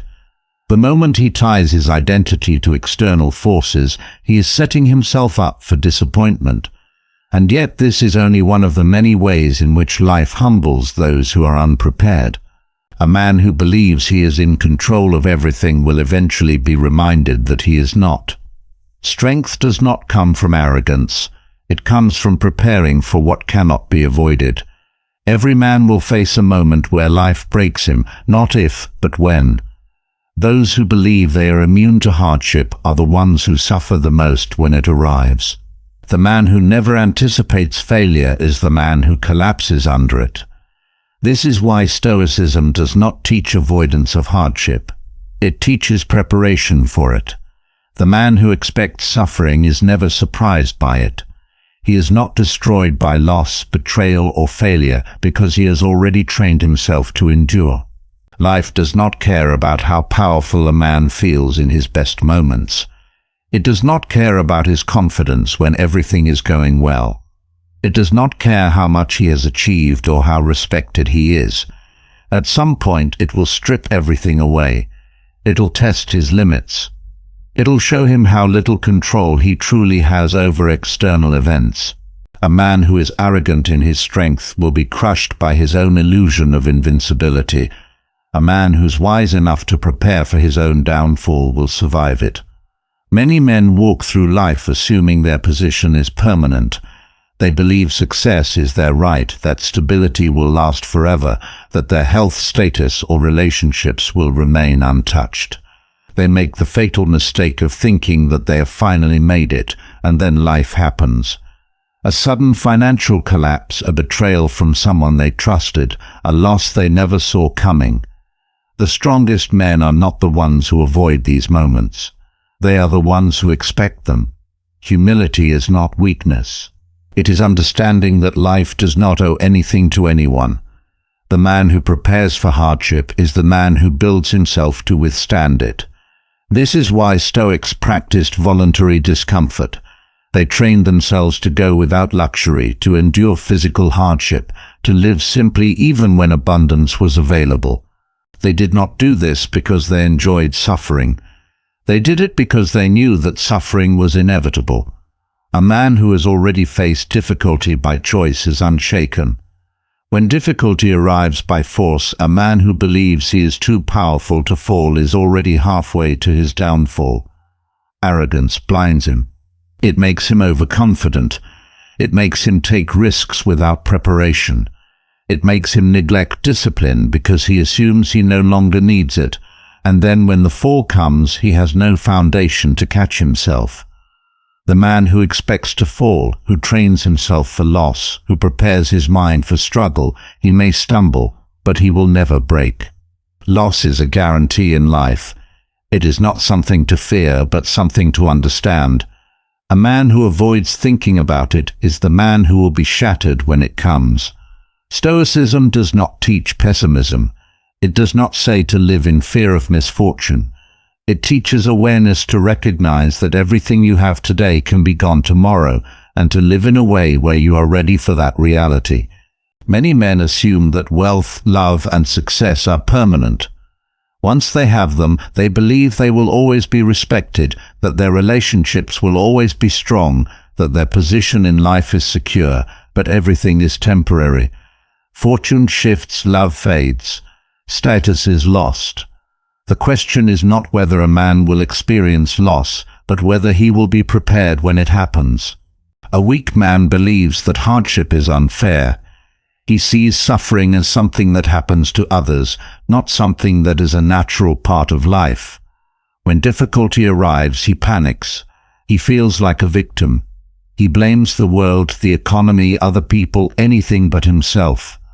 A strong man understands that suffering is inevitable, and the only thing he controls is how he responds to it. Stoicism teaches primed malorum, the practice of contemplating worst-case scenarios. This is not meant to create fear. It is meant to remove fear. A man who has already envisioned loss is not afraid. When it comes, he has rehearsed it in his mind. He has accepted it as part of life. He does not waste energy on shock, denial, or despair. He focuses on what he can do next. Those who prepare for hardship are not pessimists. They are realists. They understand that no man, no matter how powerful, is beyond suffering. The Emperor Marcus Aurelius ruled the greatest empire of his time. Yet he constantly reminded himself of his mortality, of the impermanence of wealth, of the certainty of struggle. He did not see himself as above misfortune. He saw himself as prepared for it. Most men learn this lesson too late. They spend their best years indulging in comfort, assuming that life will always be kind. They take success for granted. They assume loyalty is guaranteed.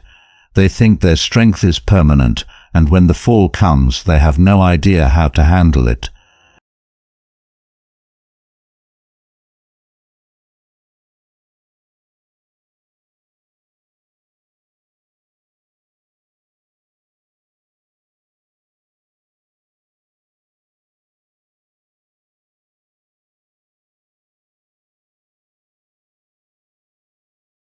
This mindset does not make him fearful. It makes him invincible. He may suffer loss, but he will never lose himself. Most men will spend their lives believing that they are immune to failure until they are forced to face it. But the man who prepares for the fall before it comes is the man who will always rise again. He does not resist reality. He does not complain about misfortune. He accepts life as it is, not as he wishes it to be, and because of that, he is never truly defeated. A man who prepares for hardship does not seek comfort in illusions. He does not waste time trying to protect himself from the inevitable. He understands that security is not real. It is something people create in their minds to feel safe, but safety is never guaranteed. The belief that life can be controlled is what makes men weak. They build their entire existence around stability, only to realize too late that everything they relied on can disappear in an instant. Most men chase security as if it is something they can earn and hold on to. They believe that if they work hard enough, save enough money, or find the right partner, they will finally be safe. They assume that stability is a reward for doing everything correctly, but life does not work that way. Jobs disappear. Markets crash. People change. The only certainty in life is that nothing stays the same. A man who expects security will always be disappointed. He will build his life around guarantees that do not exist. He will choose safety over growth, comfort over challenge, and predictability over risk. He will avoid anything that threatens his sense of control, and because of this, he will live in constant fear. A man who does not embrace uncertainty is a man who is always waiting for disaster to strike. Stoicism does not teach a man to hope for security. It teaches him to embrace the unpredictable nature of life. The world is chaotic. Things happen without warning. A strong man does not resist this. He adapts to it. He does not depend on stability because he knows it is temporary. He does not panic when things change because he expects it. He is not caught off guard by loss because he never assumed anything was permanent in the first place. Most men go through life thinking that if they just reach a certain level of success, they will be safe. If they earn enough money, they will never struggle. If they find the right woman, they will never be alone. If they build a stable career, they will never have to worry about the future. But this mindset is built on fragile foundations. It assumes that stability is something that can be earned, rather than something that can be taken away at any moment. A man who relies on external stability is weak. He is dependent on circumstances beyond his control. When things go well, he feels powerful. When things fall apart, he feels helpless. His confidence is not real. It is an illusion that disappears the moment his security is threatened. A man who builds his sense of strength on things that can be lost has no real strength at all. The world respects those who are unshaken by uncertainty. A man who is not afraid of losing what he has cannot be manipulated. He cannot be controlled by fear. He does not make decisions based on security.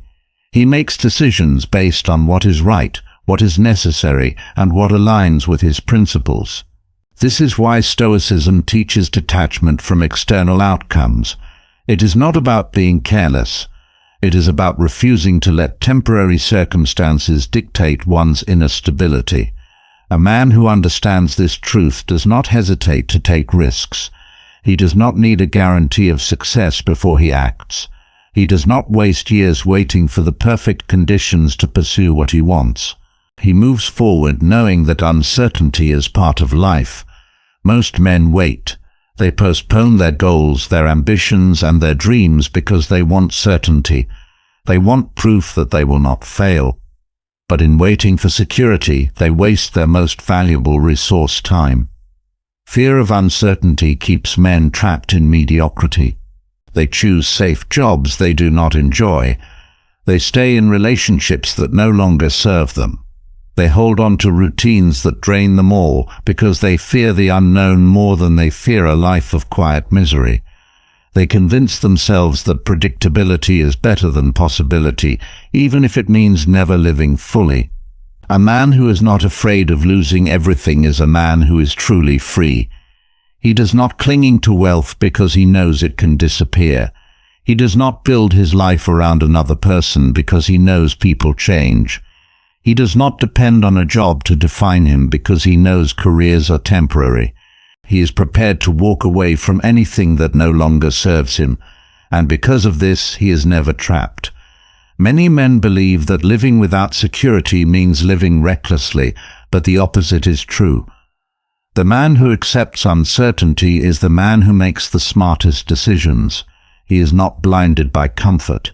He doesn't make choices out of fear. He doesn't waste time building a false sense of control. He focuses on what he can control: his mind, his actions, and his resilience. Stoicism teaches that the only real security is inner strength. No external factor can provide true stability. The world is unpredictable. A man who places his peace in things outside himself will always be at risk of losing it. But a man who has trained himself to handle uncertainty, who has prepared his mind for chaos and instability, can face any challenge without breaking. Most men will never understand this. They will spend their lives chasing stability, only to realize too late that it does not exist. They will live cautiously, avoiding risk, avoiding discomfort, avoiding anything that threatens their illusion of control. And because of this, they will never experience true freedom. A man who embraces uncertainty is a man who commands his own fate. He does not ask for guarantees. He does not hesitate because of fear. He does not cling to things that are meant to pass. He moves forward knowing that nothing is promised, nothing is safe, and nothing is owed to him. And because he accepts this, he is never caught off guard. He is never afraid to rebuild. He is never afraid to lose. He is never afraid to let go. Most men will realize too late that security was never real. But the few who understand this truth early will move through life with the confidence that no loss, no setback, and no uncertainty can ever shake. They will not wait for the perfect moment. They will not cling to what is already gone. They will face the unknown head-on, because they know that in the end, the only true security is the strength to handle whatever comes next. A man who understands that security is an illusion stops wasting time trying to control the uncontrollable. He does not postpone his life for a future that may never come. Nor does he waste energy clinging to things that are already slipping away. But there is one illusion even more dangerous than the pursuit of security: the belief that time is endless. Most men live as if they will never grow old. They assume there will always be more time to chase their ambitions, more time to fix their mistakes, more time to build the life they want. They believe that later is an option, that they can neglect their health, waste their youth, and indulge in distractions without consequence. Then one day they wake up and realize the truth. Time was their greatest wealth, and they have spent it poorly. A man can lose money and earn it back. He can rebuild his reputation, recover from failure, and start over, but he can never reclaim wasted time. Each day that passes is one that he will never get back yet. Most men act as if they have an unlimited supply. They trade their youth for meaningless pleasures. They waste their strongest years on trivial pursuits, and they assume they can always start taking life seriously later. Stoicism teaches that every moment wasted is a moment stolen from your future self. A man who fails to value time when he is young will regret it. When he is old, he will look back and see the years he lost, chasing status, chasing validation, chasing everything except what truly mattered. He will wish he had spent less time seeking approval, less time in meaningless relationships, less time indulging in distractions, but regret does not give time back. The world convinces men that youth is meant to be wasted, that their strongest years should be spent in pursuit of pleasure, in indulgence, in recklessness, that they have all the time in the world to get serious later, but later never comes. A man who does not learn discipline when he is young will not suddenly develop it when he is old. A man who wastes his youth expecting wisdom to come later will wake up one day with neither youth nor wisdom. Aging is not the enemy. Time is not the enemy. The enemy is a man's own failure to recognize how little time he truly has. He believes he will always have another decade to get in shape, another year to start his business, another chance to repair broken relationships. He delays action because he assumes he will always have more time. But nothing is more dangerous than this assumption. Every year a man loses something he will never get back. He loses opportunities. He loses energy. He loses moments that he could have used to build something meaningful, and yet most men do not feel the urgency until it is too late. They only start to take life seriously when they begin to see their youth fading, when they notice their bodies slowing down, when they start to regret the years they wasted. A man who wastes time does not notice the damage right away. Time does not punish immediately. It punishes gradually. A few years of neglect do not seem like much. A decade of wasted time feels like nothing at first, but then it catches up. The body weakens, the mind slows, the opportunities that once seemed abundant begin to disappear. The same pleasures that once felt exciting now feel empty.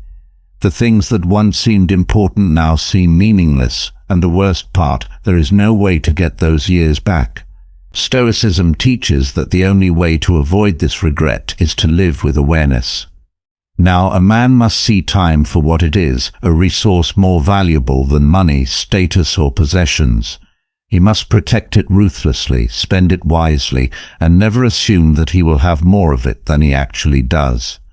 Most men will spend their strongest years chasing external validation instead of internal growth. They will waste time proving themselves to people who do not care. They will pour their energy into relationships that do not serve them. They will invest in things that do not last while neglecting the things that do. They will think they are living, when in reality they are simply killing time. A man who understands the value of time stops wasting it immediately. He does not chase temporary pleasures that leave him with nothing in return. He does not sacrifice his long-term future for short-term indulgence. He does not waste his best years on people, habits, and distractions that do not add value to his life. Time is not just about youth. It is about what a man does with the time he has left. A man who has wasted time does not have to keep wasting it. He can start valuing it right now. He can stop delaying the things he knows he needs to do. He can take responsibility for how he spends each moment. He can stop assuming that tomorrow is guaranteed. Most men will not learn this lesson until it is too late. They will only begin to appreciate time once they feel it slipping away. They will only start taking life seriously once they no longer have the energy to change it. But the few who understand this truth early will live in a way that most men never do. A man who values time stops living passively. He does not let years pass without purpose. He does not let distractions steal his potential. He does not wait for some future version of himself to take life seriously. He does it now, and because of this, he will never look back with regret. Most men will spend their lives assuming they will always have more time, but the few who understand the truth will treat every moment as if it were their last. And that is what separates those who truly live from those who simply exist. A man who values time understands that his greatest asset is not wealth, status, or approval from others. It is his own strength. Time alone does not build a powerful man. What he does with that time does the world does not respect those who waste their potential. It does not reward passivity, hesitation, or softness. It respects power, the kind that comes from self-mastery, discipline, and the ability to command influence without begging for it. Most men believe they will be respected for being nice, agreeable, or helpful. They assume that kindness is enough to earn admiration, that fairness guarantees loyalty, and that doing the right thing will naturally bring recognition, but life does not work that way. People respect strength, not good intentions. They follow those who demonstrate control, capability, and an unshakable presence, not those who seek approval. A man who lacks power is ignored. He is overlooked, dismissed, and taken advantage of. The world does not ask if he has a good heart or if he means well. It only asks one question: does he command respect? If the answer is no, he is treated as insignificant. Stoicism teaches that power does not come from aggression or domination. It comes from self-control, competence, and unbreakable willpower. A man who cannot control himself, his emotions, his impulses, his mind is weak, no matter how kind or intelligent he may be. Strength is not about forcing others to listen. It is about being so undeniable that they have no choice but to pay attention. Most men never develop this kind of power. They believe influence is something they can buy, something that is given to them, or something that comes with time. They wait for people to respect them instead of demanding it through their actions. They waste years trying to be liked when they should be building the kind of presence that cannot be ignored. A man who commands respect does not seek it. He does not beg for attention. He does not change himself to fit in. He focuses entirely on becoming stronger mentally, physically, and intellectually. He develops skills that make him valuable. He trains his mind to remain calm under pressure. He cultivates a level of self-sufficiency that makes others look to him for guidance. Weakness is the fastest way to be dismissed. A man who cannot stand his ground will be walked over. If he is easily offended, easily intimidated, or easily manipulated, he will never be taken seriously. People may be polite to him, but they will not respect him. They will not listen. When he speaks, they will not look to him. For leadership, a man who does not project strength will always be overlooked. Power is not just about external success. It is about internal mastery. A man who cannot control his emotions will never control his destiny if he reacts impulsively, if he allows others to dictate his state of mind. If he crumbles under pressure, he has already lost. Strength comes from being unshaken. It comes from the ability to remain composed no matter what happens. It comes from proving through action, not words, that nothing can break him. Most men believe power is about being dominant, but true power is about being immovable. It is about standing firm in one's principles, refusing to be manipulated, and never allowing external circumstances to dictate internal peace. A man who has mastered himself does not need to prove his strength. His presence alone is enough. A weak man is at the mercy of the world. He is controlled by emotions, dictated by others, and afraid to assert himself. He tries to avoid conflict at all costs, thinking that if he is agreeable enough, he will be accepted. But people do not respect those who bend too easily. They respect those who hold their ground without fear. A man who seeks approval is never powerful. He will always be at the mercy of what others think. He will hesitate, second-guess himself, and water down his beliefs to avoid confrontation. But a man who prioritizes strength over validation is free. He does not need permission to speak, act, or lead. He does not ask if people agree. He simply does what needs to be done. Power is not given. It is earned through discipline, experience, and resilience.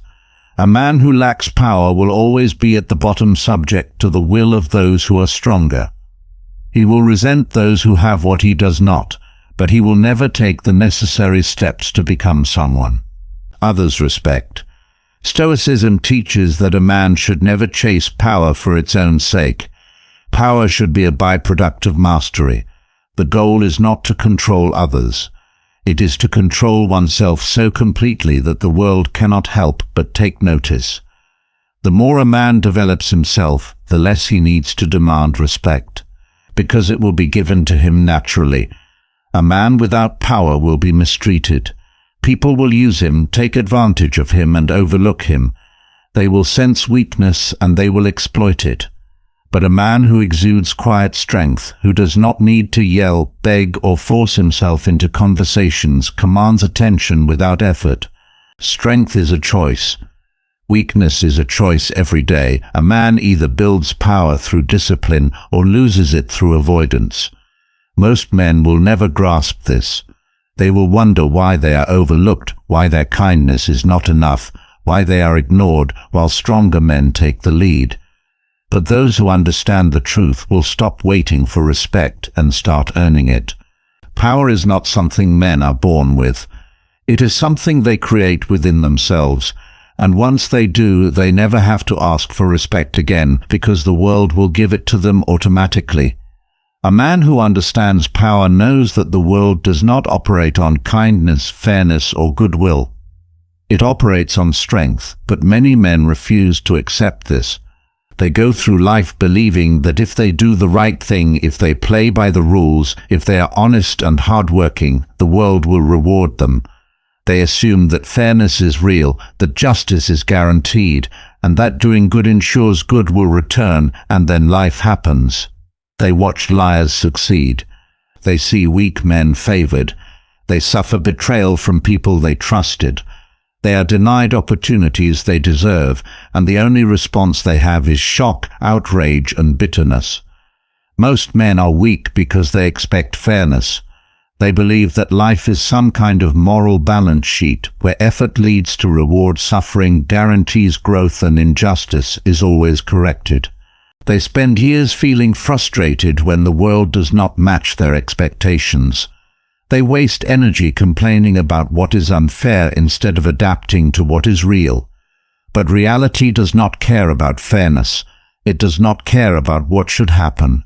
It only delivers what is. Stoicism teaches that fairness is a human construct. It is an idea, not a law of the universe. The natural world is not fair. Some men are born into wealth. Others start with nothing. Some get opportunities by chance while others fight for scraps. Hard work does not always pay off. Integrity does not always lead to success, and justice is not always served. A man who expects fairness will always be disappointed. A man who accepts reality as it is and moves accordingly will always be ahead. Most men waste time arguing with reality. They focus on what should be, what could be, and what would be fair.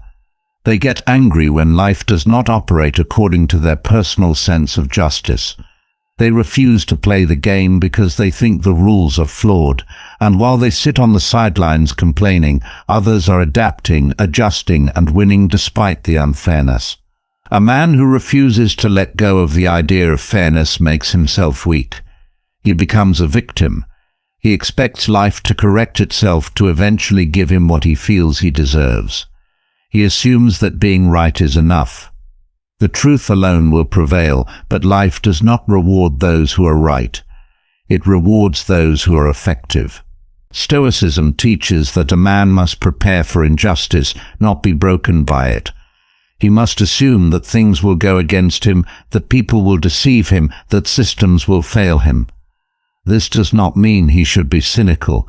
It means he should be strategic. He does not waste time waiting for fairness to arrive. He does not expect life to level the playing field. He takes action despite the imbalance. Most men think that unfairness is an excuse to quit. They believe that because the odds are stacked against them, they do not have to try. They blame society, the system, other people, anything except themselves. But the truth is, the most successful men in history did not waste time fighting against the unfairness of the world. They worked around it. They used it to their advantage. They understood that weakness is expecting fairness, but power is understanding how to operate. In an unfair world, a man who accepts reality doesn't get emotional when things go wrong. He doesn't waste time being outraged. He doesn't see obstacles as personal attacks. He sees the game for what it is and plays it better than others. If he is denied an opportunity, he finds another way. If he is mistreated, he does not complain. He adapts. If people deceive him, he does not fall into self-pity. He becomes more strategic. Most men spend years waiting for fairness that will never come. They expect good things to happen because they believe they are owed something. They tell themselves that one day everything will balance out, but there is no balance. There's no system keeping track of good and bad. There's only cause and effect, action and consequence. The man who takes control of his actions instead of waiting for the world to adjust to his expectations is the man who wins. Stoicism teaches that a man must never depend on fairness. He must depend only on his own ability to navigate the world as it is. He does not waste energy being resentful. He does not let himself be distracted by how things should be. He focuses entirely on how things are and moves accordingly. Most men think that letting go of fairness means giving up on morality. They assume that if they stop expecting the world to be just, they must abandon their own sense of ethics. But this is not about abandoning principles. It is about understanding that principles alone do not ensure success. A man can still be honest, disciplined, and honorable, but he must never expect those qualities alone. To guarantee results, he must combine morality with power, strategy, and adaptability. A weak man believes that life will eventually reward him for suffering. He thinks that if he endures enough hardship, the universe will correct itself. He tells himself that if he waits long enough, justice will be served. But waiting is not a strategy. Suffering is not currency. Pain is not a debt that life will pay back with success. A strong man does not use hardship as an excuse to stop moving forward. He does not tell himself that he deserves better. He works toward better. He does not sit in self-pity waiting for recognition. He creates his own opportunities. He does not let the unfairness of the world make him bitter. He lets it make him unstoppable. Most men will go through life bitter about what they did not receive. They will focus on what was taken from them, what was denied, and what should have been. They will die full of resentment, having spent their lives arguing with reality instead of acting within it. But the few who understand this truth will move through life unshaken. They will never beg for fairness. They will never expect life to reward them. They will never wait for justice. They will make their own way because they never needed fairness to begin with. A man who frees himself from the illusion of fairness begins to see the world as it truly is. He stops expecting life to reward him for his efforts. He stops believing that hard work, loyalty, or suffering will guarantee a return. He accepts that reality operates on its own terms, not on his personal sense of justice.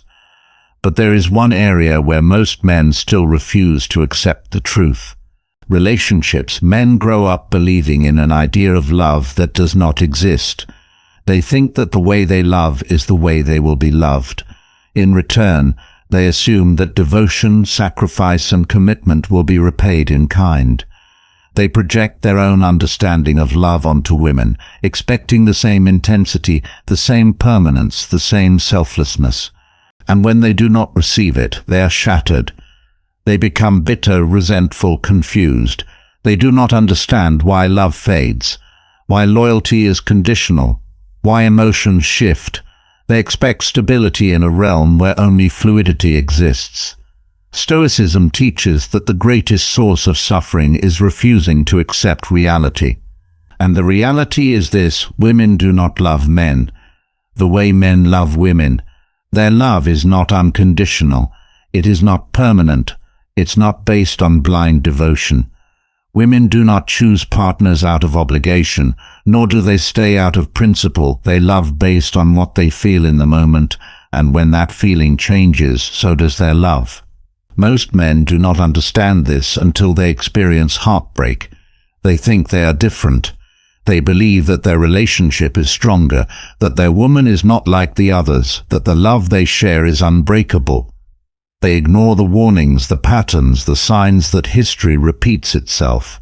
They tell themselves that as long as they are good, as long as they are loyal, as long as they provide, their woman will remain by their side, and then one day she doesn't. A man who does not understand the nature of women will always be at their mercy.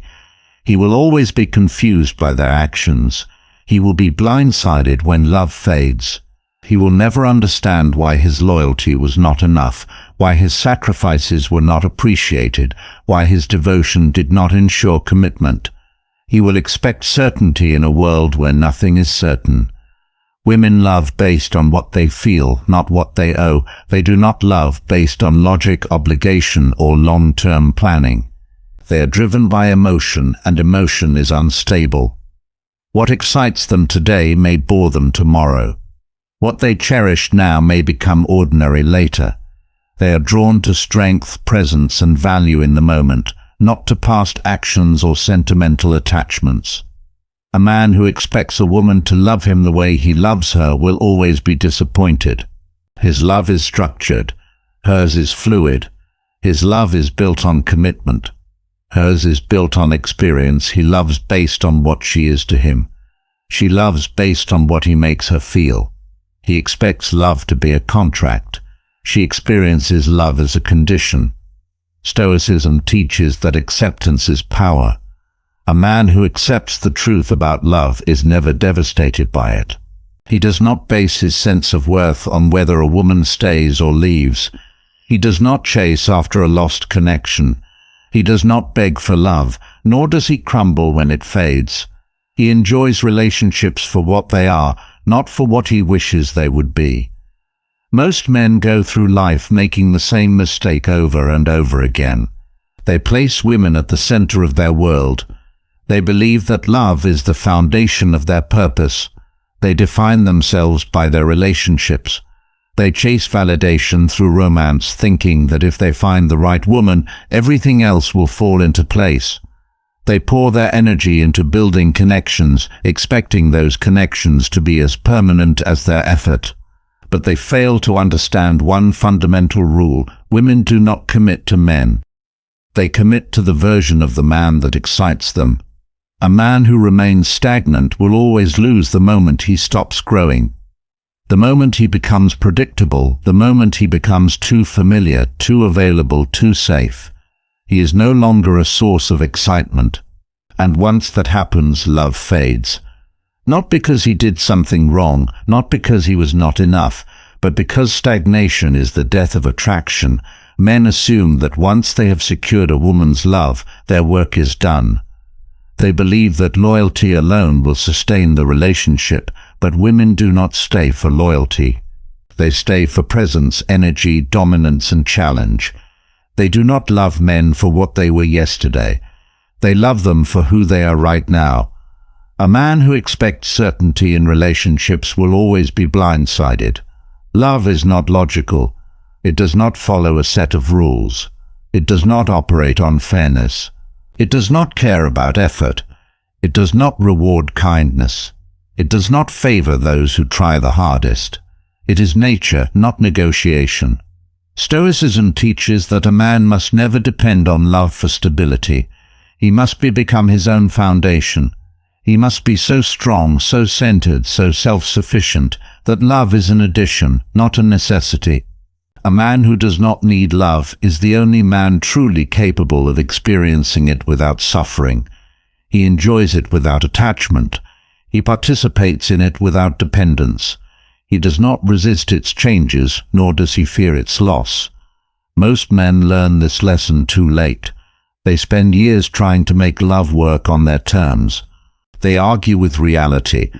They tell themselves that if they do everything right, love will last forever.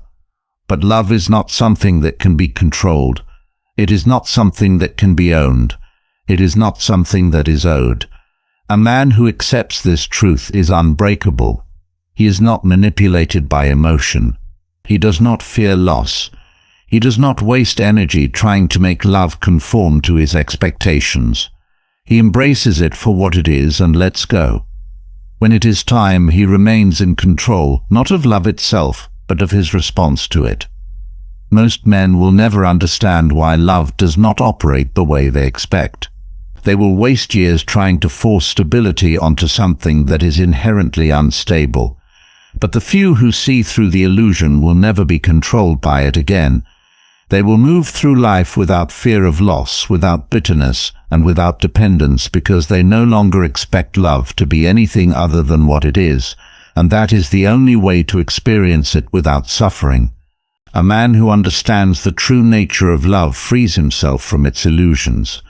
He does not base his sense of worth on a woman's affection, nor does he expect permanence in something inherently unstable. But even after learning this, most men still fall into a deeper trap. They do not live for themselves. Their entire existence is shaped by what others expect of them. They make choices based on obligation, tradition, and approval, never realizing that their life is not truly their own. From the moment a boy is born, he is taught to be useful to others before being true to himself. His value is measured by how well he provides, how much he sacrifices, how effectively he fulfills roles assigned to him by society. He's told to be a good son, a responsible worker, a loyal partner, a dependable father.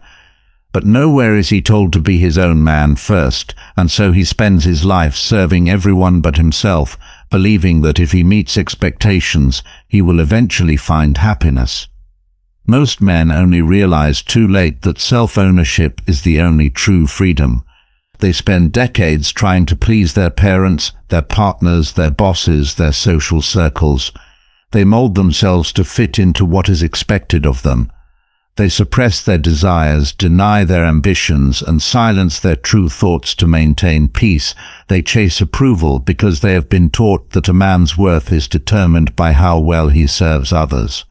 And when they finally wake up, they see that they have built a life that does not belong to them. Stoicism teaches that a man's first duty is to himself. He cannot be truly free if his decisions are dictated by external forces. If he is living to satisfy others, he does not own his time, his energy, or his identity. He becomes a puppet controlled by the expectations of family, relationships, employers, and society. He exists, but he does not belong to himself. A man who does not own himself lives in quiet misery. He may have a respectable career, a stable relationship, and the approval of those around him. But he will feel a deep dissatisfaction that he cannot explain. He will have done everything right, yet something will be missing. That missing piece is his own will, his own direction, his own voice. The part of him that was sacrificed to fulfill obligations that were never truly his. Most men fear breaking away from these expectations. They worry about being seen as selfish, rebellious, or ungrateful. They stay in jobs they hate, in relationships that drain them, in obligations that suffocate them all, because they believe they have no choice. They convince themselves that duty must come before personal truth. But a man who does not live for himself is not truly living. A man who practices ruthless self-ownership does not ask permission to be who he is. He does not wait for validation. He does not shape his life around what others believe is best for him. He takes full control, knowing that the only person who must approve of his choices is himself. He does not neglect responsibilities, but he refuses to let them define him. He builds his life on his own terms. Most men confuse self-ownership with selfishness. They assume that living for themselves means abandoning relationships, neglecting responsibilities, or dismissing the needs of others. But self-ownership is not about isolation. It's about autonomy. A man who owns himself does not cut himself off from the world. He simply refuses to be controlled by it. He gives by choice, not by obligation. He commits because he wants to, not because he feels trapped. A weak man believes that his duty is to serve others before himself. A strong man understands that he can only give value to the world if he has first built his own foundation. A man who lacks self-ownership is easily manipulated. He's swayed by guilt, pressured by expectations, and led by the opinions of those around him. He's constantly seeking approval from parents, from partners, from bosses, from peers, and in doing so, he loses himself completely. Stoicism teaches that the only approval a man should seek is his own. He must decide his own path, even if it disappoints others. He must reject expectations that do not align with his truth. He must be willing to walk away from anything that demands he betray himself. This is not cruelty, it is survival. A man who lives only to satisfy others will one day resent them. He will look back and realize that he spent his life trying to make everyone happy except himself. Most men realize too late that they never truly lived for themselves. They wake up in their 40s, 50s, or 60s and ask, whose life have I been living? They reflect on years of making decisions based on duty instead of desire. They feel the weight of regret, knowing that they never prioritized their own fulfillment, and by then much of their time is gone. A man who practices self-ownership does not wait for old age to wake up. He takes control now. He stops seeking approval. He stops explaining himself. He stops making choices out of fear. He recognizes that his life is his responsibility and that no one, not his family, not his partner, not his society, has the right to dictate his path.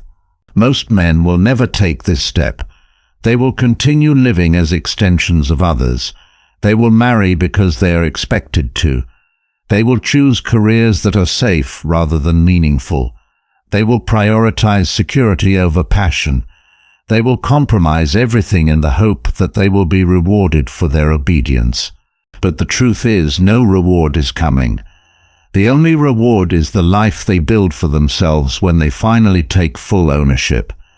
Stoicism teaches that freedom is not given, it is taken. A man does not gain self-ownership by waiting for permission. He gains it by choosing himself every day, by rejecting control, by refusing to let guilt or fear dictate his decisions. He understands that no one is coming to save him. If he wants a life that is truly his, he must create it himself. Most men will never experience this kind of freedom. They will go to their graves still trying to meet expectations, still trying to be good men according to someone else's definition. But the few who understand this truth will break free from the chains that hold them back. They will stop living for others and start living for themselves. And in doing so, they will experience a power that most men never even realize exists. A man who reclaims ownership of his life no longer allows others to dictate his path. He stops living under obligations, stops seeking permission, and stops shaping himself to fit expectations that do not align with his truth. But there is one final test that separates those who truly take control from those who only think they have the ability to endure pain in the pursuit of something greater. Most men fail this test. They want freedom, but they do not want to suffer for it. They want strength, but they do not want to earn it. They want success, but they do not want the discipline that makes it possible, so they choose comfort. Instead, they tell themselves they will start later. They settle for what is easy instead of what is meaningful, and then one day they wake up drowning in regret. The weight of regret is unbearable. It is heavier than failure, heavier than rejection, heavier than pain. It follows a man everywhere, reminding him of the things he could have done but didn't. It is the voice in his head that whispers you had time, but you wasted it. It is the feeling of looking in the mirror and knowing that he is not the man he could have been. No suffering is worse than this. Stoicism teaches that pain is inevitable, but a man can choose which kind of pain he will carry. He can either suffer now through discipline or suffer later through regret. One is temporary, the other is permanent. One strengthens him, the other weakens him. One leads to growth, the other leads to a slow decay. But most men do not make this choice consciously.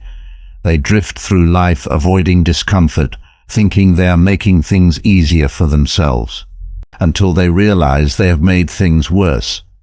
A man who chooses discipline over regret gains everything. He may endure hardship, but he becomes stronger. He may face challenges, but he becomes wiser. He may struggle, but he moves forward while others remain stuck. He's willing to sacrifice temporary pleasure for long-term fulfillment. He does not live for the moment. He lives for what is lasting. Most men believe that discipline is suffering. They see it as punishment, as a restriction on their freedom. They do not realize that discipline is the very thing that creates freedom. A man who lacks discipline is controlled by impulses, by addictions, by circumstances. A man who masters discipline controls everything. His mind, his body, his future. Regret is what happens when a man chooses what is easy instead of what is right. It doesn't come suddenly. It builds over time. A few missed opportunities, a few postponed goals, a few moments of weakness, and suddenly years are gone. And when a man reaches that point, there is nothing he can do to get those years back. No amount of wishing, no amount of self-pity, no amount of anger will rewind time. He will be left with nothing but the knowledge that he was his own greatest obstacle. A disciplined man never faces this. He does not wait for motivation. He does not waste time negotiating with himself. He does not need external validation to take action. He moves forward because he has already decided to. He does not fear discomfort. He welcomes it. He does not run from difficulty. He embraces it. He does not see pain as an enemy. He sees it as a tool. Most men spend their lives avoiding short-term suffering only to lock themselves into long-term misery. They avoid the discomfort of working out, so they suffer the consequences of a weak body. They avoid the discipline of saving money, so they suffer the stress of financial instability. They avoid the pain of rejection, so they suffer the regret of never having tried. Every time a man avoids hardship, he makes his future worse. Stoicism teaches that a man must train himself to endure pain willingly. He must stop running from it. He must stop choosing the path of least resistance. He must stop acting as if he has unlimited time to get serious. Time is running out. The longer he waits to commit to discipline, the heavier the weight of regret will become. A man who lives without discipline does not feel the consequences immediately. His weakness is slow, gradual, almost unnoticeable. He tells himself that skipping one day of work, 1 week of effort, 1 month of consistency is harmless, but then the habit forms, then the laziness becomes normal. Then the years disappear, and by the time he realizes his mistake, it is too late. A man who lives with discipline does not think about what is easy. He thinks about what is necessary. He does not make excuses. He does not complain about how hard things are. He does not wait for the perfect time to start. He understands that every day he hesitates, he is losing, and so he acts. He does not allow his mind to trick him into comfort. He does not allow weakness to gain a foothold. He keeps moving forward because he knows the discipline is the only thing that will protect him from regret. Most men will never escape the trap of avoidance. They will go through life delaying, postponing, and excusing themselves.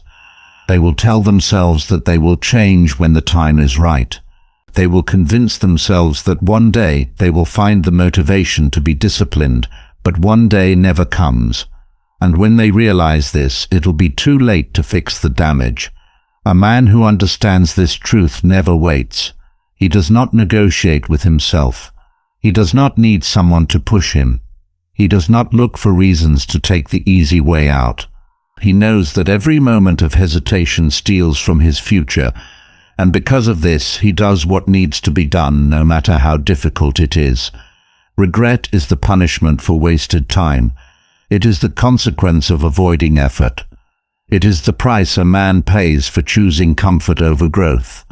A man who understands this will never allow himself to fall into that trap. He will endure the pain of discipline today because he knows that the alternative is far worse. Most men do not think about the future until it becomes the present. They do not recognize the consequences of their choices until they are already suffering from them. They assume they will always have more time to fix their mistakes, but time is the one thing they cannot get back. A man who embraces discipline understands this better than anyone. He does not allow himself the luxury of procrastination. He does not make decisions based on comfort. He does not wait until he feels ready. He chooses action over delay, effort over avoidance, pain over regret. Most men will reach the end of their lives wishing they had done things differently.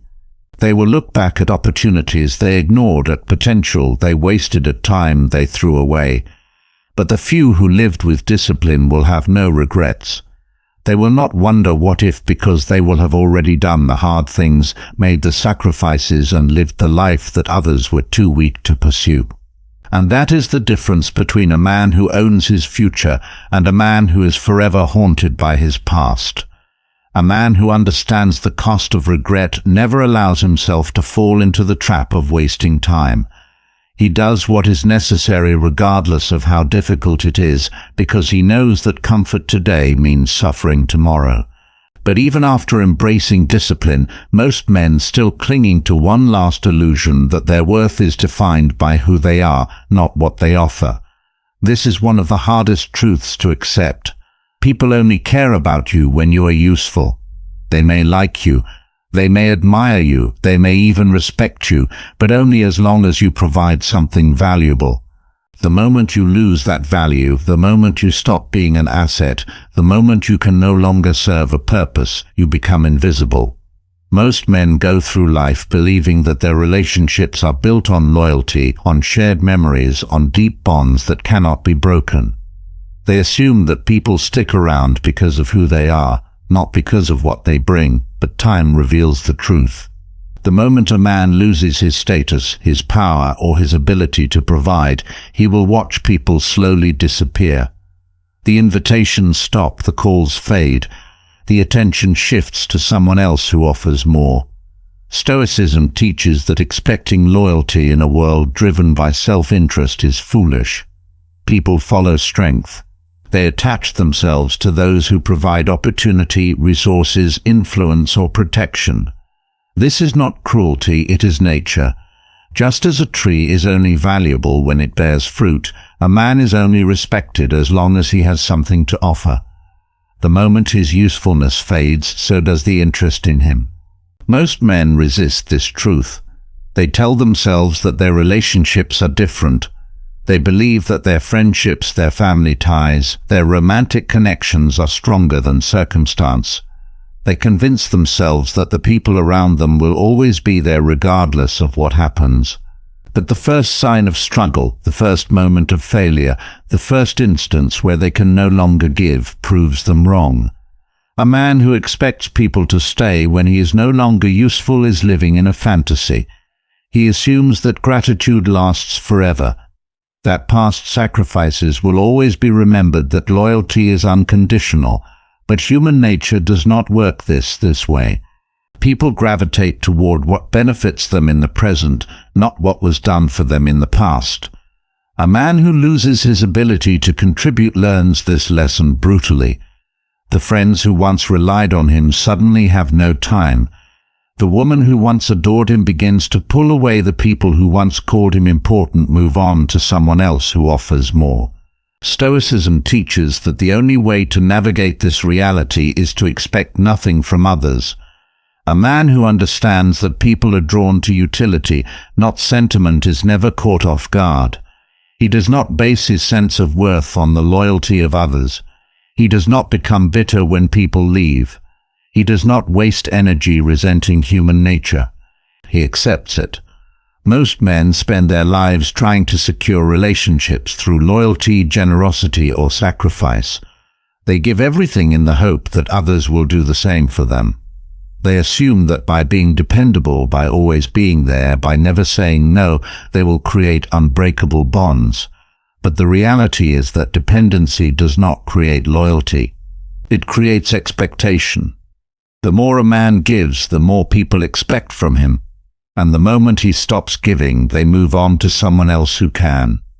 A man who understands this does not give blindly. He does not invest in relationships based on what he wishes were true. He invests based on what is true.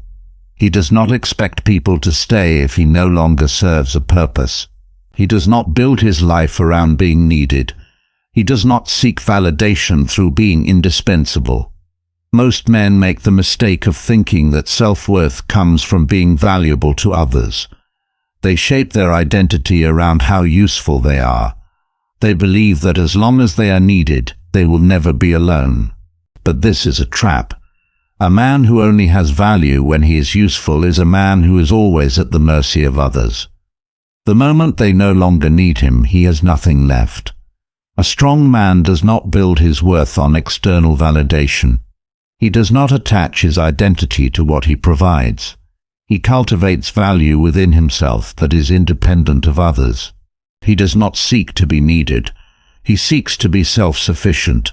He does not rely on others to determine his importance. He determines it for himself. Most men refuse to accept that relationships are conditional. They cling to the belief that loyalty is permanent, that appreciation is forever, that the people in their lives will always be there, but the world doesn't operate on sentiment. The moment a man becomes a burden instead of an asset, he is left behind. A man who understands this never allows himself to become disposable. He does not put himself in a position where his survival depends on the goodwill of others. He does not assume that his past efforts will secure his future importance. He stays valuable. He keeps himself useful, not for others, but for himself. Most men do not see the danger in tying their worth to external validation until it is too late. They build their entire identity around being wanted. They believe that their importance comes from what they provide, and when the world moves on, when they are no longer needed. When the people they thought were permanent disappear, they collapse. A man who is unshaken by this truth is powerful. He does not expect gratitude. He does not rely on appreciation. He does not assume that people will stay just because they once benefited from his presence. He operates with clarity, knowing that people come and go based on what they need, not based on what they once felt. Most men will learn this truth when it is too late. They will give endlessly thinking. They are securing relationships only to be abandoned when they have nothing left to offer. But the few who understand this in time will never be caught unprepared. They will never build their sense of worth on something as fragile as human loyalty. They will remain in control, not because they expect people to stay, but because they never needed them to in the first place. A man who understands that people only care about him when he is useful will never allow himself to become dependent on the approval of others. He builds his worth from within, not from external validation, but there is one area where most men betray themselves without realizing it, their own body. Nothing reveals a man's self-respect more than the way he treats his physical form. A man who neglects his health, who allows himself to become weak, slow, and undisciplined is showing the world that he does not value himself. He is telling everyone that he does not believe he is worth the effort. And no matter how intelligent, wealthy, or successful he may be. A body that is deteriorating because of his own neglect exposes his weakness. Most men only realize too late that their physical state is not just about health. It is about self-respect. It is a mirror reflecting how much discipline they have, how much control they exercise over their own desires, and how much they value their own existence. A man who lets his body decay is a man who has given up. He has surrendered to laziness, to comfort, to the slow poison of apathy. He no longer fights for himself. And when a man no longer fights for himself, he invites the world to treat him like he is nothing. Stoicism teaches that the body follows the mind. If a man's body is weak, it is because his mind is weak. If he cannot control his physical state, it is because he has already lost control. Internally, he has chosen short-term pleasure over long-term strength. He has decided that indulgence is more important than discipline. He has prioritized comfort over respect, and the consequences of that choice are written on his body.